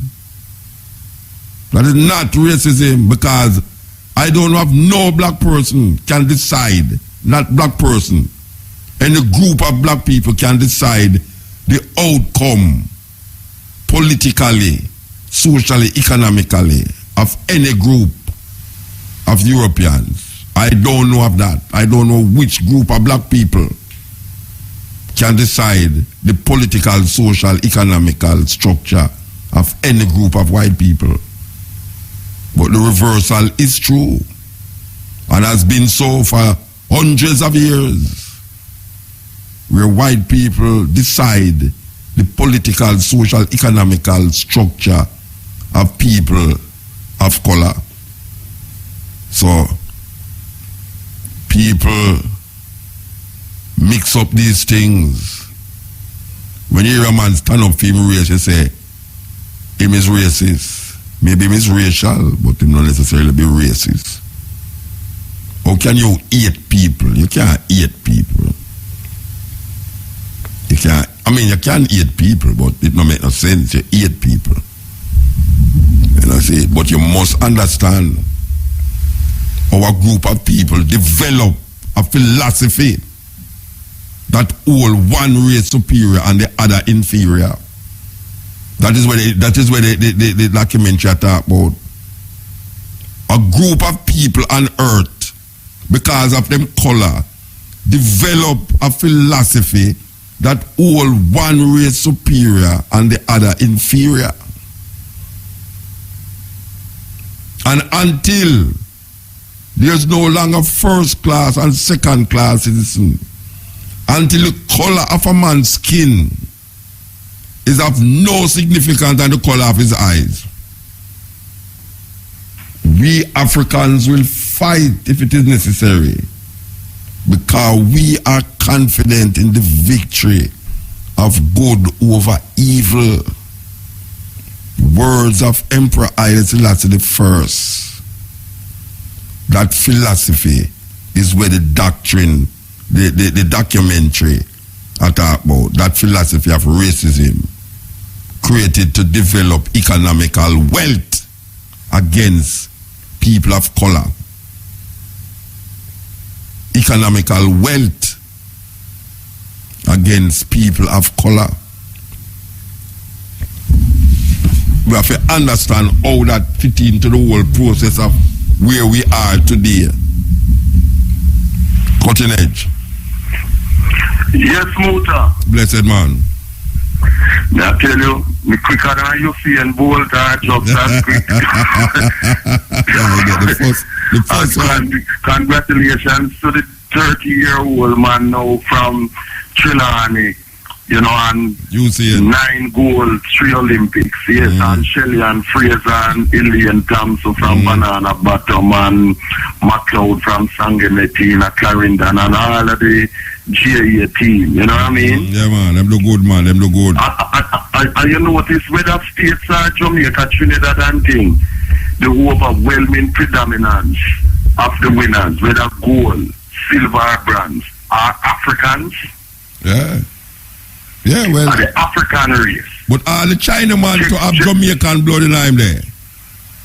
The China brother where that win up. You didn't know that? Say, when our parents them come from Jamaica, yeah. No. Yeah, that's serious things. But really and truly, if you look on the whole of the race, them, black people are not suppose that you're right. Exactly. And I want to tell you something. Is a wicked form of hypocrisy the Americans and the British practice against the Russians, you know. As if they don't do cheating and that type of thing. You know what I mean? Yeah, but all of them man, where them put run against Usain Bolt, not druggists them to man. Yes, exactly. So it's hypocrisy against the Russians and that type of thing.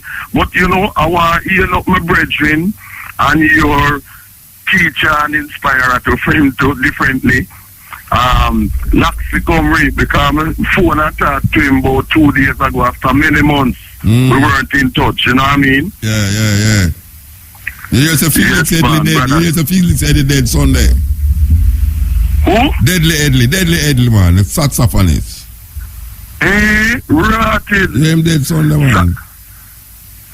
Sorry to hear that, because as a producer, Mandingo is Deadly playing alto sax on my recordings. Every little thing run to Babylon, generally, because sex education like that. He play alto sax. He play Bamba Bali for song, Judge Nat. Yes. Dancing mood and all them songs them play for Yeah, man. Yeah. Really, you know, condolences is in play alto sax and all of my tune them all with Artens and thing, and in brethren to Cedric Brooks play tenor sax and Vingard Dandy Jr. play the trombone, you know, so it's only been up the 3 hands man them we play for me at Channel 1 studio, you know, so condolences, really sorry for hear that man, and I have to do a tribute to him, you know, and I want to heal up the people them, you know, Birmingham strong. Because this coming Sunday, the 28th of August, the African Caribbean Self-Help Organization, which is about 50 years old, and the Pan-African Congress movement, they'll be having a conference called Marcus Garvey Returns, Sunday the 28th of August, where I will be one of 2 guest speakers. And there's a brother who is the Deputy President of the Pan-Africanist Congress of South Africa and Zambia by the name of Sibosio. who he will be speaking, and I will be speaking as Mandingo, and I will be talking about Marcus Garvey as it relates to African identity, economic empowerment for we as African people, and the role that you always play upon your show and talk about, the role of religion, both in terms of mentally enslaving our people and also to use it as a tool for free our people, as Marcus Garvey say. You didn't listen to the program? You didn't listen to the program? You never get to hear it? No, never get to hear it, but Cowboy from SLR Radio, I couldn't get to hear it due to some gremlin thing. Cowboy at SLR Radio who always transmit all of your shows live, told me that you were playing a tape about how the racist Europeans them invade and especially England. In the States. Especially England. It's England mostly that concentrate on how racism develop in England. Yes, with the pilgrim fathers, them with the Mayflower and them thing there. Yeah, man, it really go in depth to the whole thing, you know, and show you right up to the Haitian Revolution and how the Haitian Revolution really discomfort them. Yes. What the brother name? Pronounce the brother name Iquano or whatsoever his name. You know the African brother there, I think how his name spell Equano.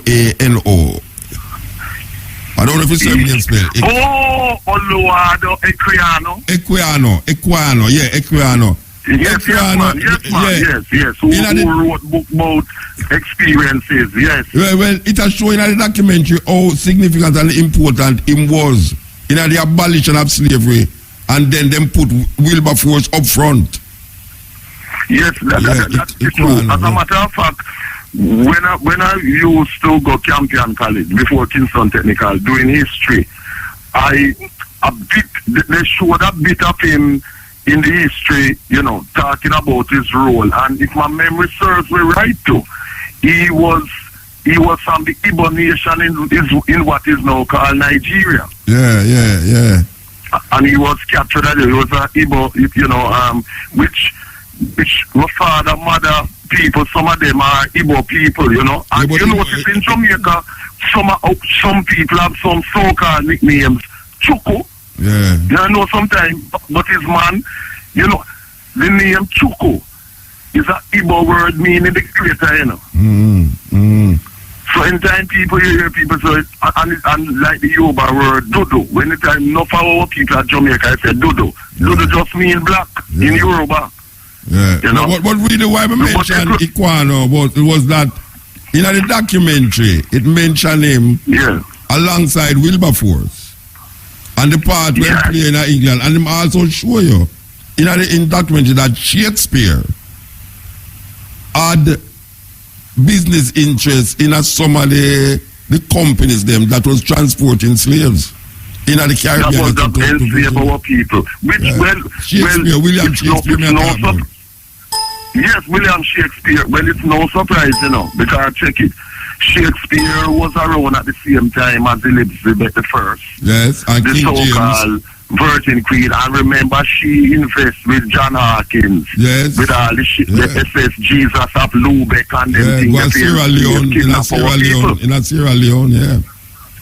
Yes, so therefore, them all benefited and were involved in the enslavement of our people, you know. All of them. And it is significant to note that the racism put in, as you say, Wilberforce, or we call him Wilberforce, ahead of a man like Equiano, who actually wrote on that type of thing. But it's a typical racism where, but it's like in the Caribbean, they don't want to acknowledge the fact that is the constant rebellions of our African people in the islands. That caused slavery for our made our people free, precisely. Yeah, they want to the constant rebellions, and the last one that break the back of it was the one with Sam Sharp and others in Western Jamaica. Yeah, and them did lose money. Them couldn't take it no longer. Them did lose money. Yes, because them system built on the enslavement of our people on the sugar cane. So if our people constantly revolting and killing them, then them can't make any money. And they never have, and they couldn't hold our people in bondage. And you know, the significance of Haiti lies in the fact that when the revolution in Haiti, which started with Bookman, Dirty Bookman from Jamaica as a voodoo priest and thing. When our people burnt the cane fields in Haiti, Africans in Jamaica, because Jamaica is pretty near to Haiti, as you know, they could see the cane thing, the smoke and thing up in the sky, you know. Yes, because it's not far Haiti and Jamaica, and so English and the French and the rest of Dutch and so, they were petrified because the example that Haiti set was so dangerous to inspire our people to keep on fighting. Yeah, and this is why the Spanish come in and they were defeated, and the Spanish who were on the Dominican Republic side were also defeated. One of the interesting things what the brothers say is that when the Asian them got them freedom, they wrote that slavery is out. It was them outlaw slavery. When the abolitionists them in England never say outlaw slavery. Even though them the claim say the English fight for emancipation, them never outlaw it. Them never outlaw it. The Asian them outlaw it. Precisely. Yeah, so that is a very important thing, you know. That's a very important thing. That is black people come outlaw slavery. In a nutshell, it is our African people in Haiti and the rest of the Caribbean who outlaw and abolish slavery. Yeah, right. By the constant fighting, you know what I mean? Yeah. And I must bring up this topic in my speech and in Birmingham this Sunday at 4 p.m. And I want to heal up twin brothers and others in Birmingham who will listen to you all the while too, you know what I mean? Yeah. And it's going to be 4 p.m. at the Soul Community Center, 48 Chapel Street in Handsworth, Birmingham and Birmingham. See? This Saturday the 28th, which also happens to be Carnival, the 50th anniversary of Carnival in Notting Hill Gate this coming weekend. 58? Yes. Well, a long time it go on, man. Yes, from 1966, you know. Yeah. You know, from 1966. I mean, Claudia Jones from Trinidad and my mother's cousin, Amy Ashwood Garvey, they had some concert in about 1959 near King's Cross in St. Pancras Hall. Yeah. But as you know, Carnival is a street thing. Yeah, Carnival is not in any hall and this type of thing. But that led as a kind of pioneering type of thing, that Carnival which started now in Ladbroke Grove, North Kensington, West London in 1966, you know. And what made Carnival so successful is in about 1973 when Jamaican sound system invented by I&I, became involved in Carnival. That is what thrilled it and make so many people come to Carnival. Yeah. The injection of African Jamaican invention sound system and that kind of thing, you know. Very, you know. Yeah, so how was I wasn't able to listen to last Sunday. No, man, you should have listened, man. It's the biggest one ever. It's the biggest one ever. Because you had four speakers. Yeah, I tell you, man, it was. Some of them, some from the States, and I think one from Trinidad. Yeah, David Mohammed. Yes. But I tell you, man, it was something else, man. It was really something else, and you know. We don't usually perform in Jamaica. We did perform with my band, so that was like something else, though, you know, like. But it was a hard day because I saw in the advertisement that you were gonna be performing, school, you know. Yeah, I tell you, man, it was amazing, man. Trust me, it was amazing. So about how many people you would say were here? So, minimum. You know, all right, between inside and outside, would have gone and 9,000 people, you know. That's very good. So because the whole road block off, the whole road. Black, my musician, them they have a part and car way up in a fortress there. But it was massive, man, massive. The biggest one, trust me, the biggest one so far. The biggest Marcus Garvey. Well, that is good. That is good. So it's go for sure say the Garvey message and what is still going through. The people them sit down and listen to the speaker them. You know, James Small was here. Umar Johnson was here. You know, so that was really something else to hear the speakers them, all the people them.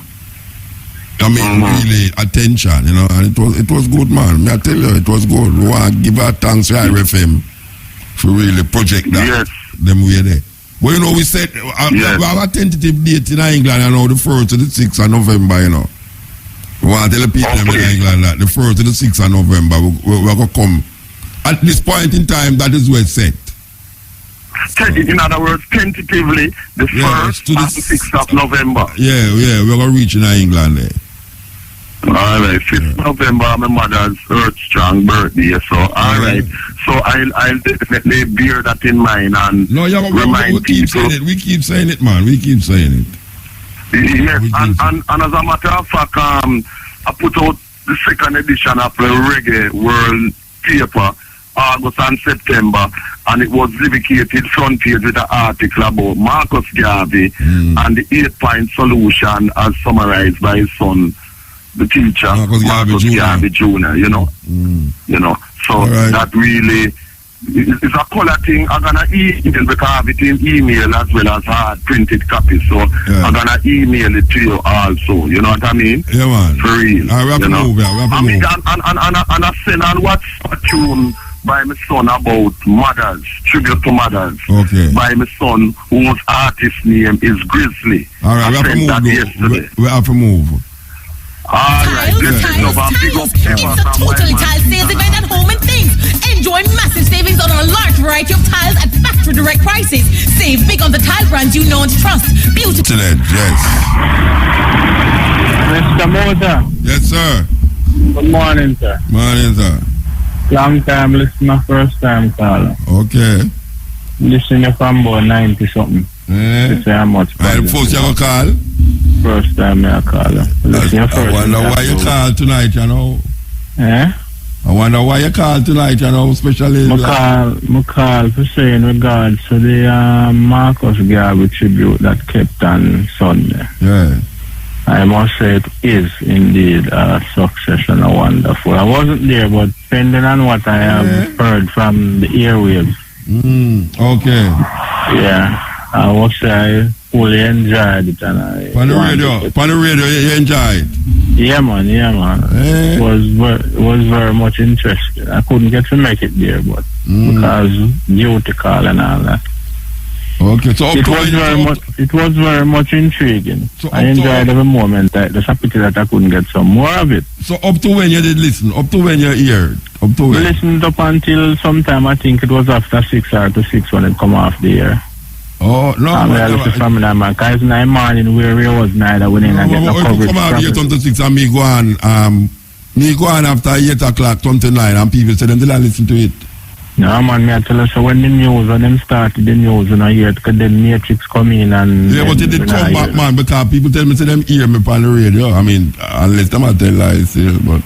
Well, me not say a lie, because in between them probably have coverage, but just because me as a man, I was just like your program, Andrea Williams, my way, tuning, you understand? Yeah. So from me find out, say, no, longer on change channel.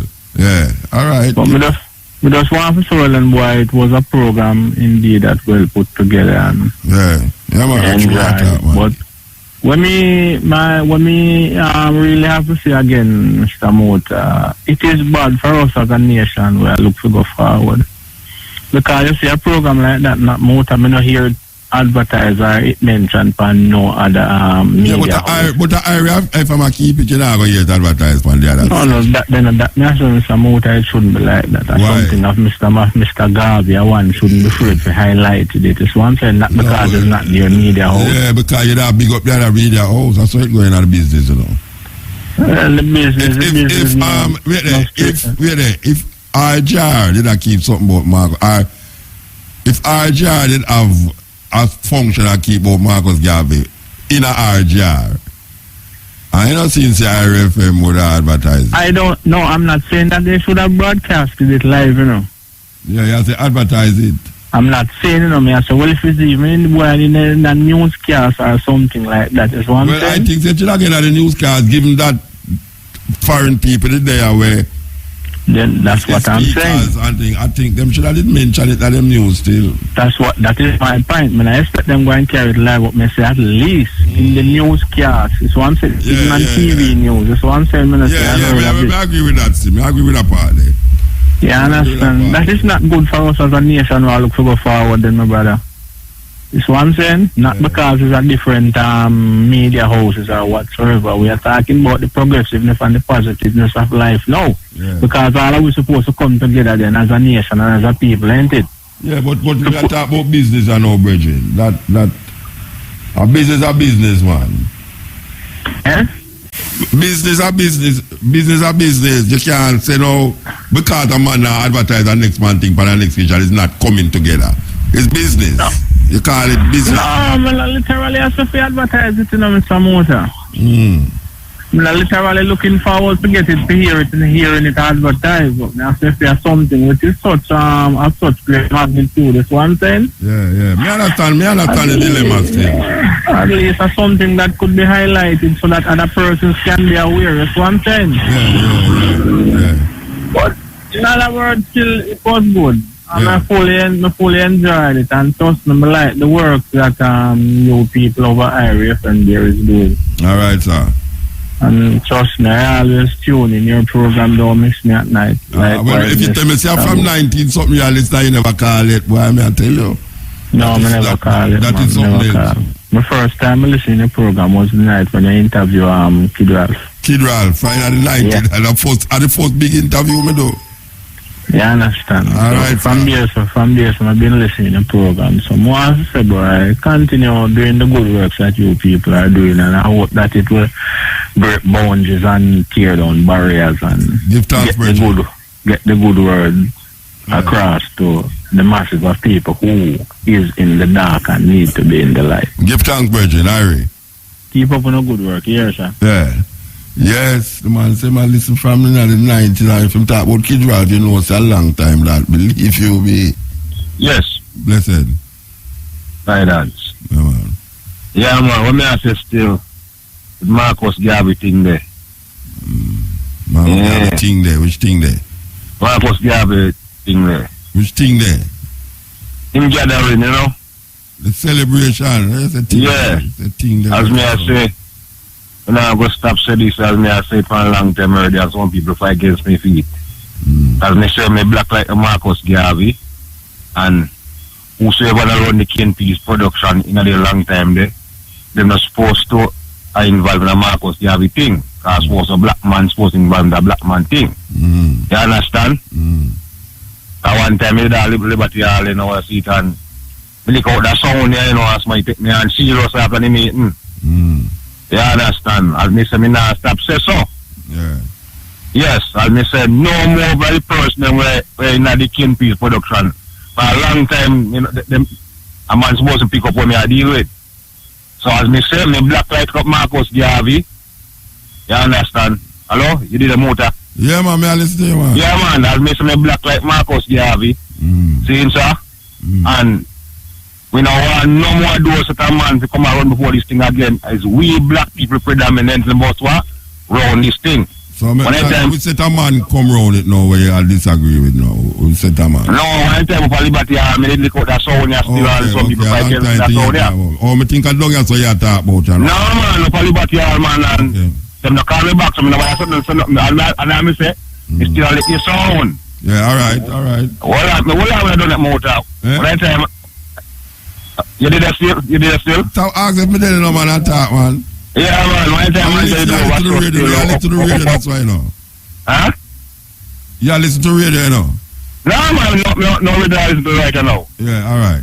Where else? Yeah. One time I joined over so still up in Washington, there, you see? And the black president, they say, well then, why never did black like Marcus Garvey and Martin Luther King and Mandela? I saw me lick my sounds, you know. Yeah, then who you talk? Obama?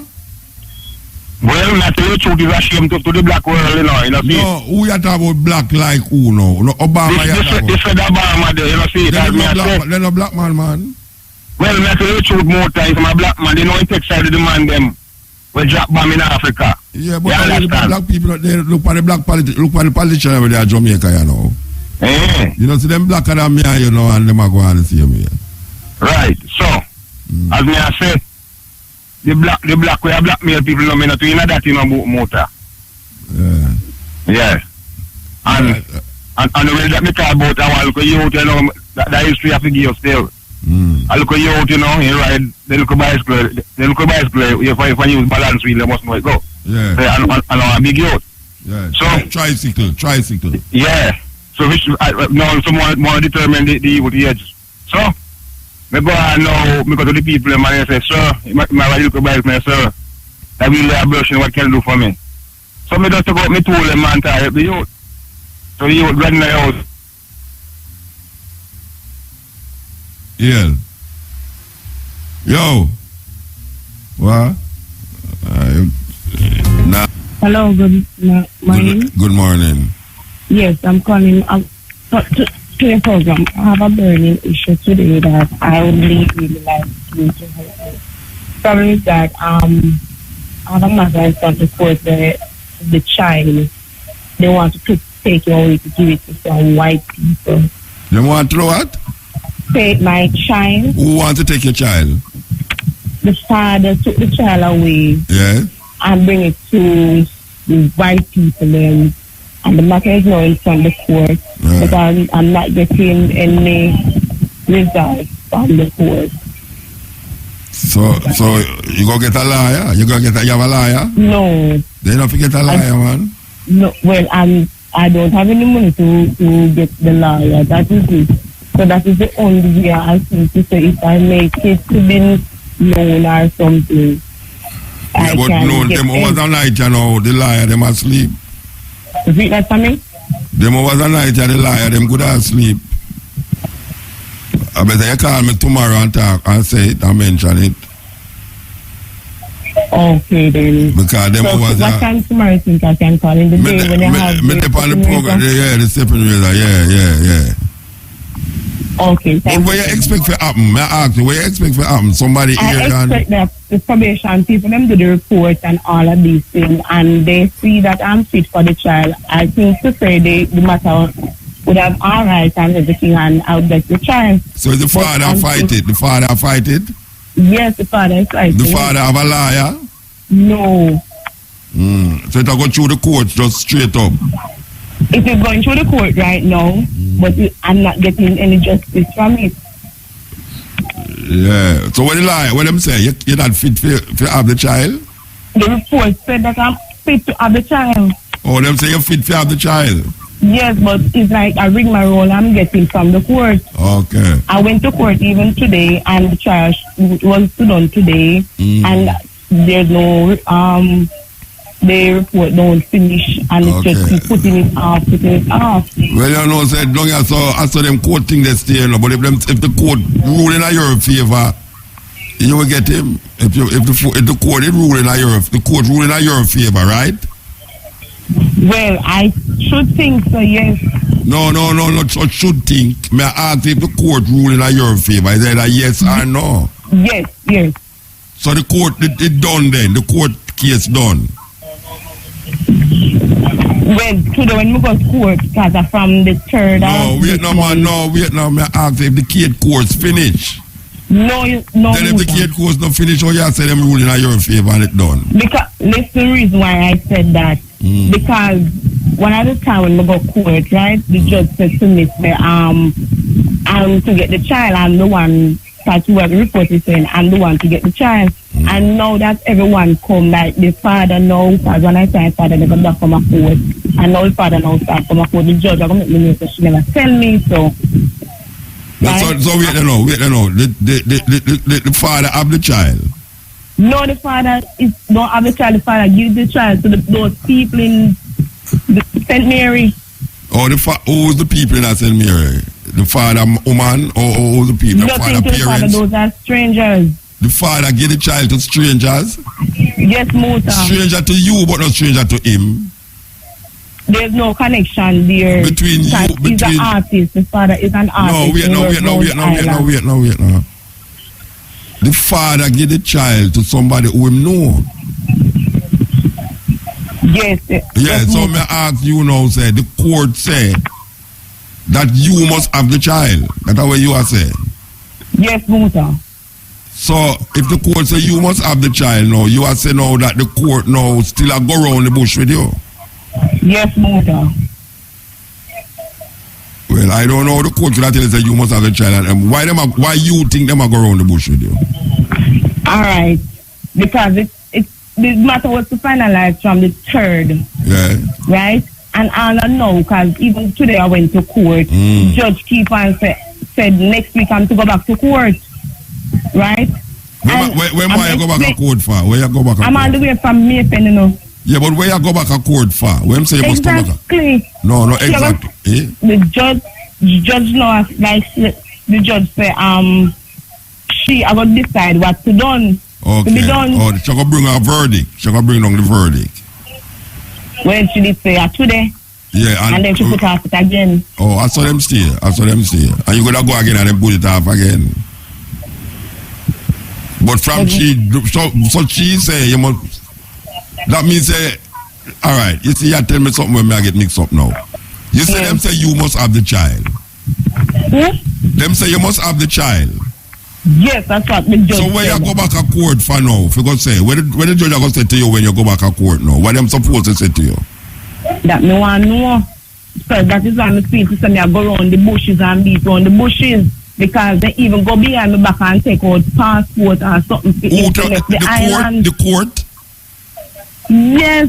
The court got take out passport for the people left the island? The father took out passport to take a little while out of the island without my knowing that the little boy can run and so the court know that? The court know that?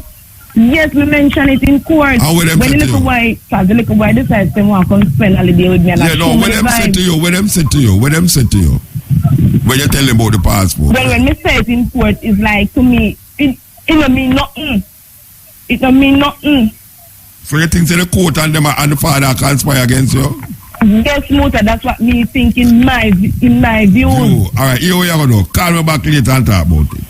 What time later, Muta? Then I just tell you, man, listen to continue stepping ways all the while, man, from 2 to 5:45. Call me back later and talk about it, yeah? Thanks, Muta. Yeah, all right. That sound like a day talk, because, relevant art, nobody know they have me, I can't call nobody to find out nothing. I can't call nobody to find out nothing, so I just want somebody me I listen to. And now hear the other side. Okay, so we'll continue the journey. Really? Yeah? She still that?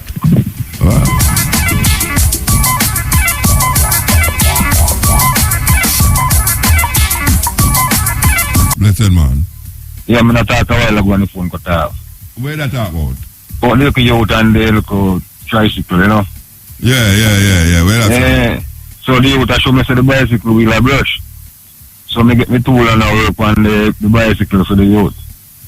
So I'm going in the house and sing. You hear me? Yeah, man. Stop calling. Yeah, man. Because it's more time you can get a crackling. No, man. Don't talk, man. I hear you, man. If you keep saying that, now get annoyed, man. Don't say it. All right. This one, I would sing one song, say, I go to heaven.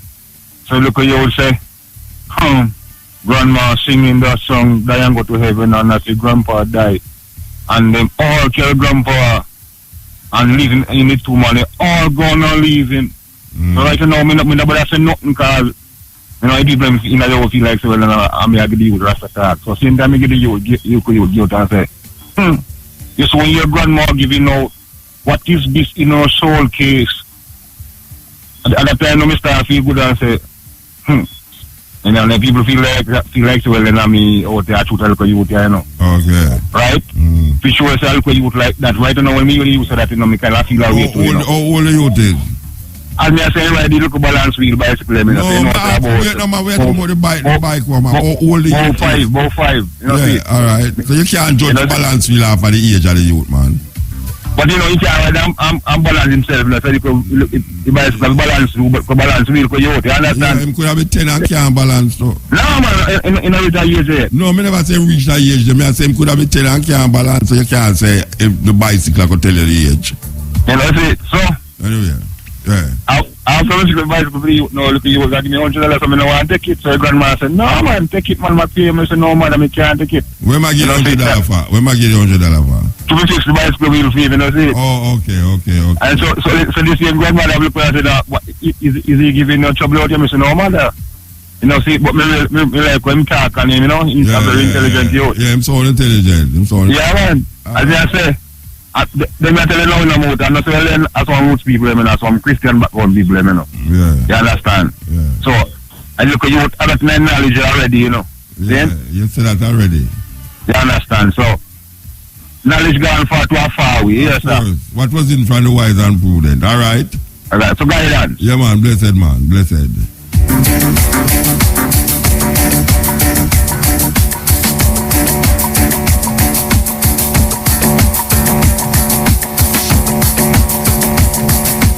Listening to you every Wednesday night for years, but tonight I'm 94 and believe me, I'm still learning. Tonight was wonderful. Mama Shima, smart. Good afternoon, ma'am. Good morning, good night, good evening. Good morning, darling.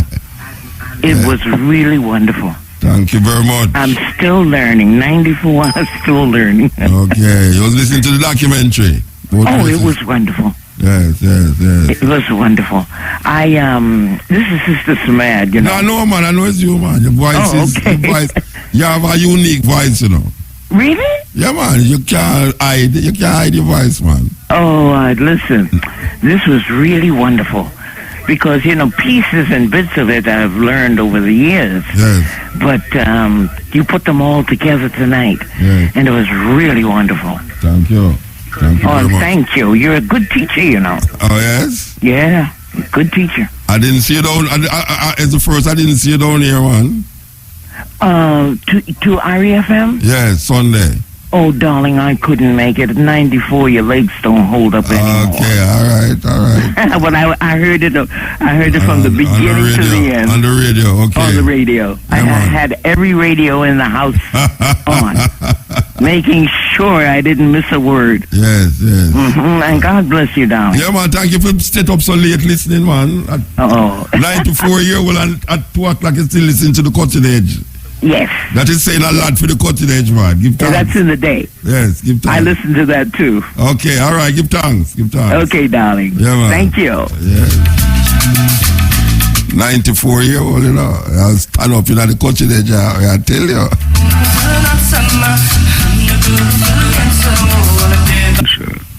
Kabu. Okay.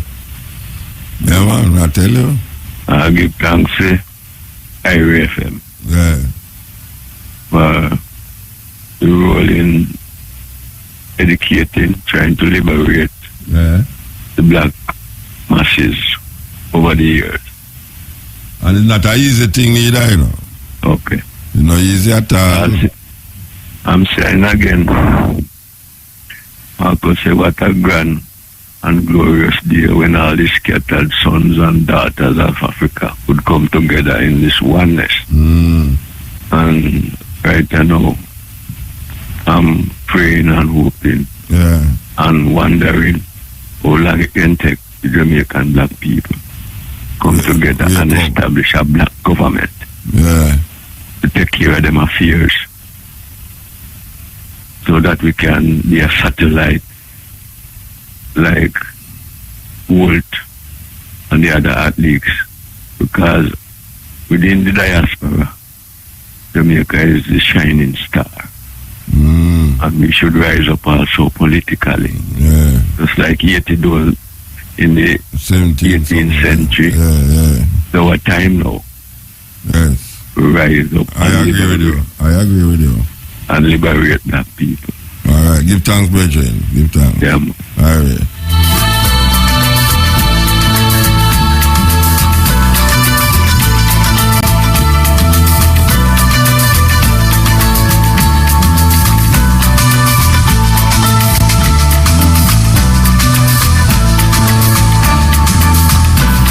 I tell you, 1 o'clock gone and none of the whole them no come out tonight. Oh gosh, man, it was sweet. I love your word. I know Jesus love like a children, man.